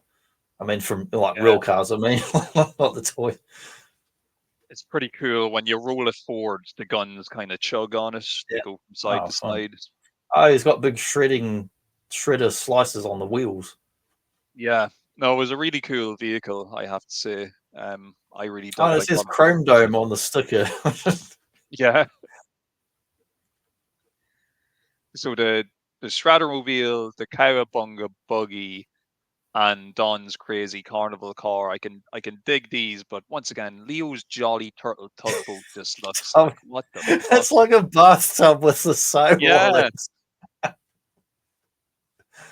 Oh boy, like, it's a Jolly. I feel like if it was the Toxic Crusaders, I could put Toxie in there, but he would make more sense. But Leo, not so much.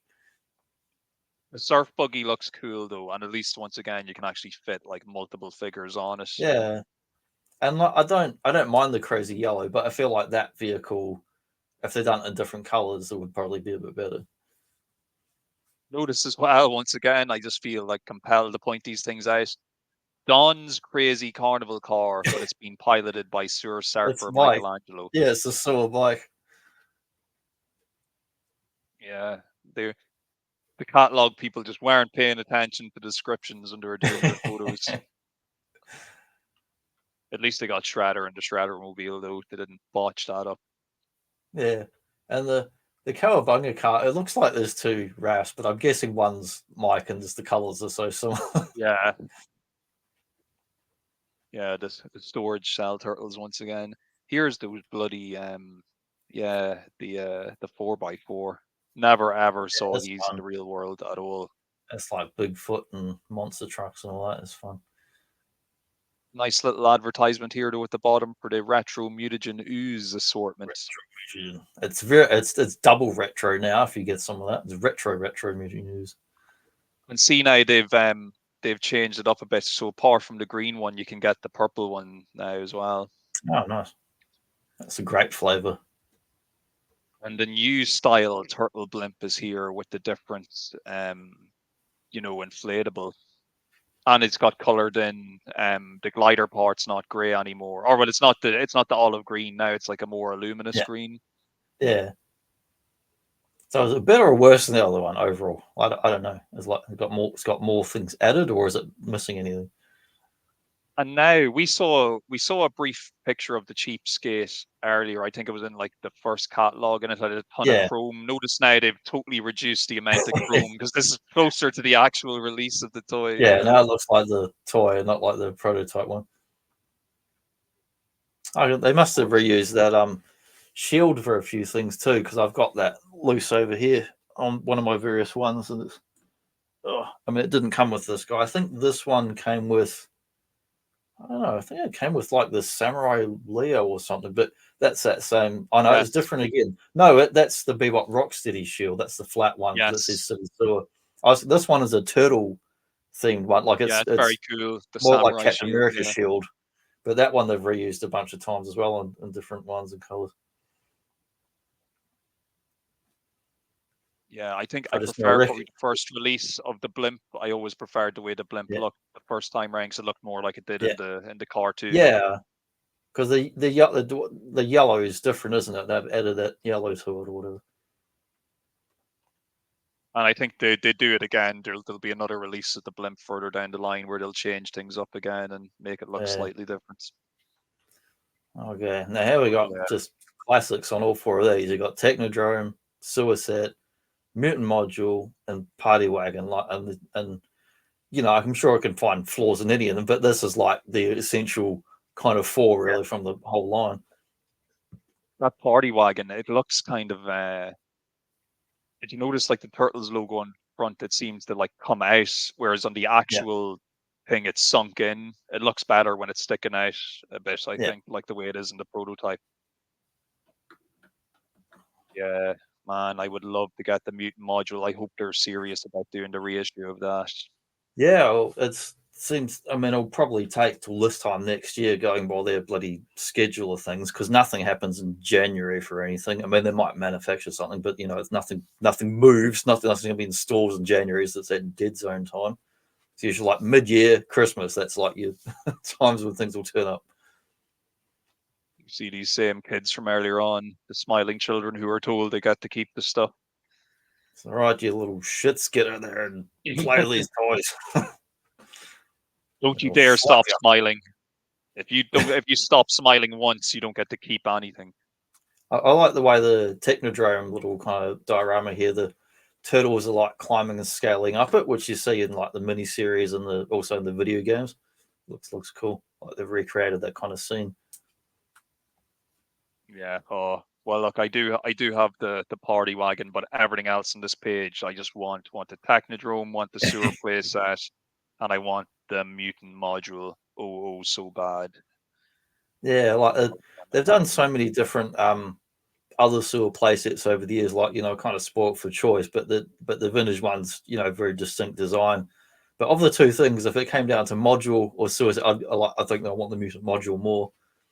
Same here, because the sewer set, you could go and get another sewer set from a different Turtles line if you just want the sewer set. Yeah, there's so many of them. I've got multiple cheap ones I've picked up over the years. Whereas the mutant module, it's you're not going to come by that too easy again. I think I've technically got 3 of the Nickelodeon one and 2 of the Rise one. That's like 5 different sets that are like as big as 2 levels of a shelf that I got cheap secondhand. They sit out back. I'm going to try and Frankenstein some of the bits together probably end of this year when I get a big shelf up on the back wall. Some of the parts are compatible in the pegs. I'm going to try and put some of the different parts of different sets together. Yeah, make an ultimate version in your own creation. Yeah, I want to have like double the space basically of what I've got on the big set that's out at the moment, because that has like 4 tiers, and I want to have like basically 2 of them side by side, so it just extends out onto another shelf.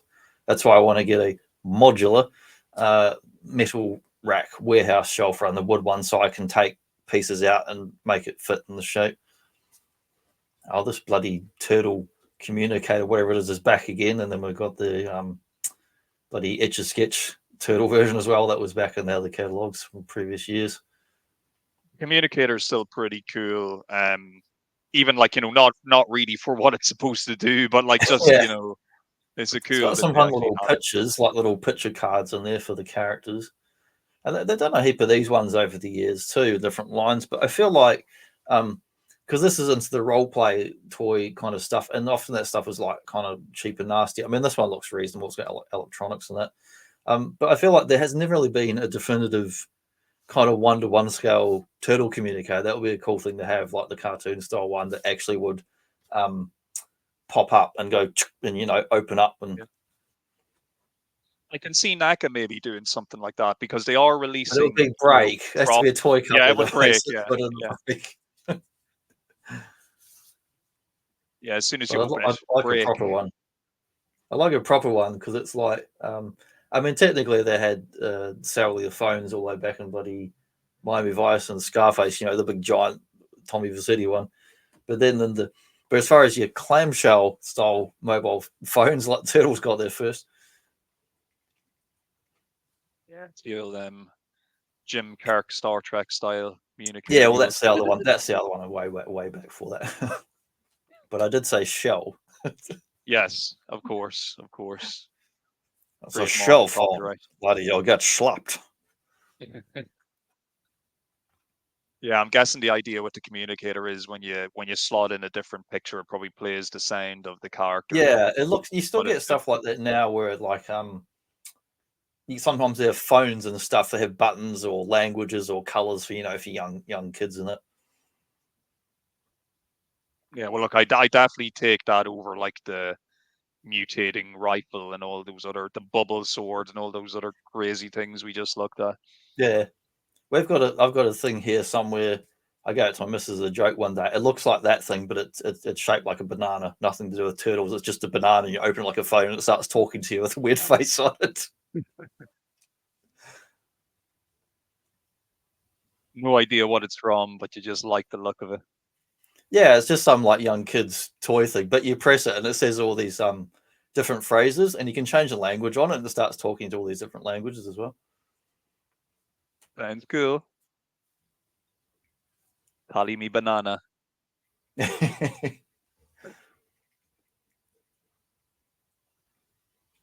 I did have before we finish up, I did have a bit of news, a bit of a PSA, bit of news, and we'll play a little clip here if I can find the damn thing. It's disappeared on me. Hang on, I'll go down. I've got a bit of a public service announcement, so we'll play this little clip here. Don't anybody move! We're the Crooked Ninja Turtle Gang! And when you tell the cops, remember the turtles part. If anybody asks, we're the Crooked Ninja Turtle Gang. Yeah! And I thought they were such nice boys. Remember, we're the Crooked Ninja Turtle Gang. Here's our card. So the Crooked Ninja Turtle Gang still at large for several decades. Unsolved mysteries. If you know the location, please call the number on your screen, 1-800-876-5353. These criminals are still out there. We've ripped off quite a few banks.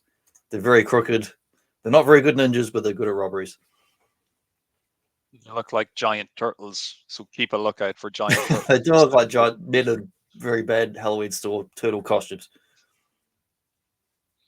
Crooked Ninja Turtle Gang. Yeah, I don't know what voice actor did that, but I always love that voice. Yeah, great voice.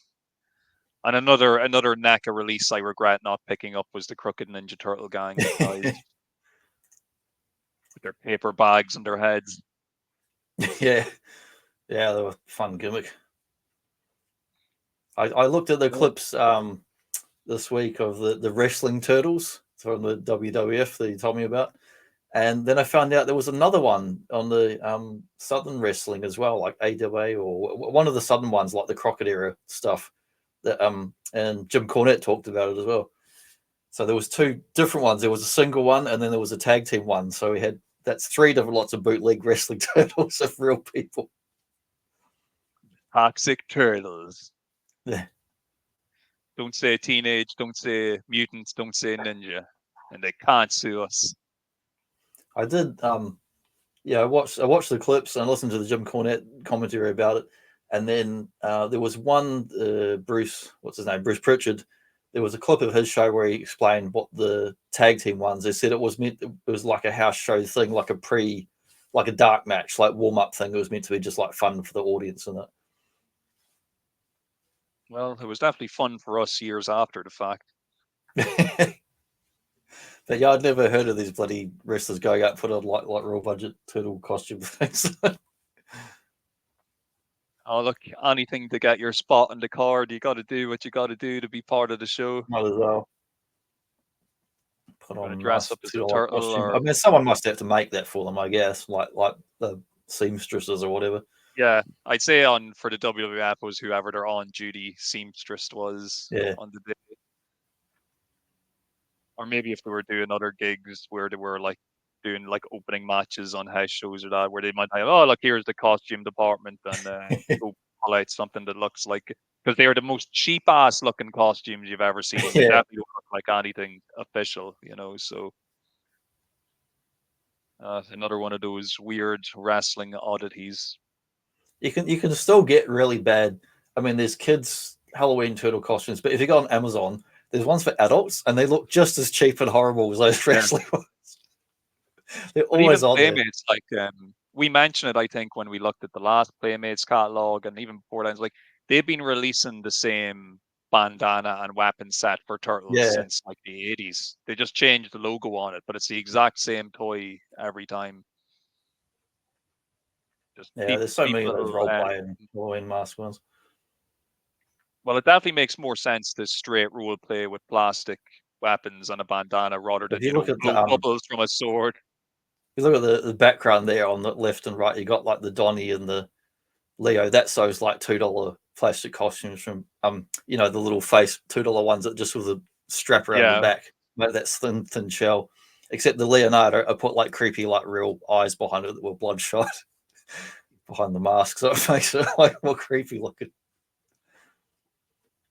Yeah, that's poked out of it. Leonardo coming home from the night before. But that's the theme. All those background ones, they're actually all masks. I mean, except for the Leo from the movie. I think that one I think I cut him out of the actual screenshot. But all those other ones are just like, that's the curvy plastic one, or the flat cardboard, the Mikey Raff, the flat cardboard ones, or you'd poke the eyes out for the birthday parties and it. I suppose Leo is also technically a mask since it's the movie Leo. Yeah. Well, that's how the theme is. It is a mask, but it goes on an actual person in the movie. Yeah, but yeah, that's the show for this week anyway. Well, folks, hope you enjoyed our little walk down memory lane looking at these Playmates catalogs. I know I certainly did. As usual, though, it's one of those things where it's like, why do I remind myself that these things exist? Because I'll probably try and buy some of them again now. Of course, there'll be some stuff that I'll never buy, not because it's too expensive, but just because it's totally naff and horrible. Yep. Like some of those weird turtles that we look like. I'm not going to be rushing out to buy the birthday turtles anytime soon. Yeah, wait till next month or so. We get onto the following year's catalogs. We get onto the really weird stuff, the really weird bottom of the barrel. Like we're running out of ideas. What can we do? So. How low can you go? Don't worry, folks. We'll go to the very bottom if we have to. That's right. Well, look, I had a great time. Yeah, I had a good time too. Good. Well, look, folks, everybody out there in TV land and Internetville, you all take care and have a good weekend. And thanks for stopping by. Yeah, thanks for checking it out, folks. We'll be back next week talking about She-Ra. We're going to do the She-Ra pilot next week. Awesome. Looking forward to it. Cool.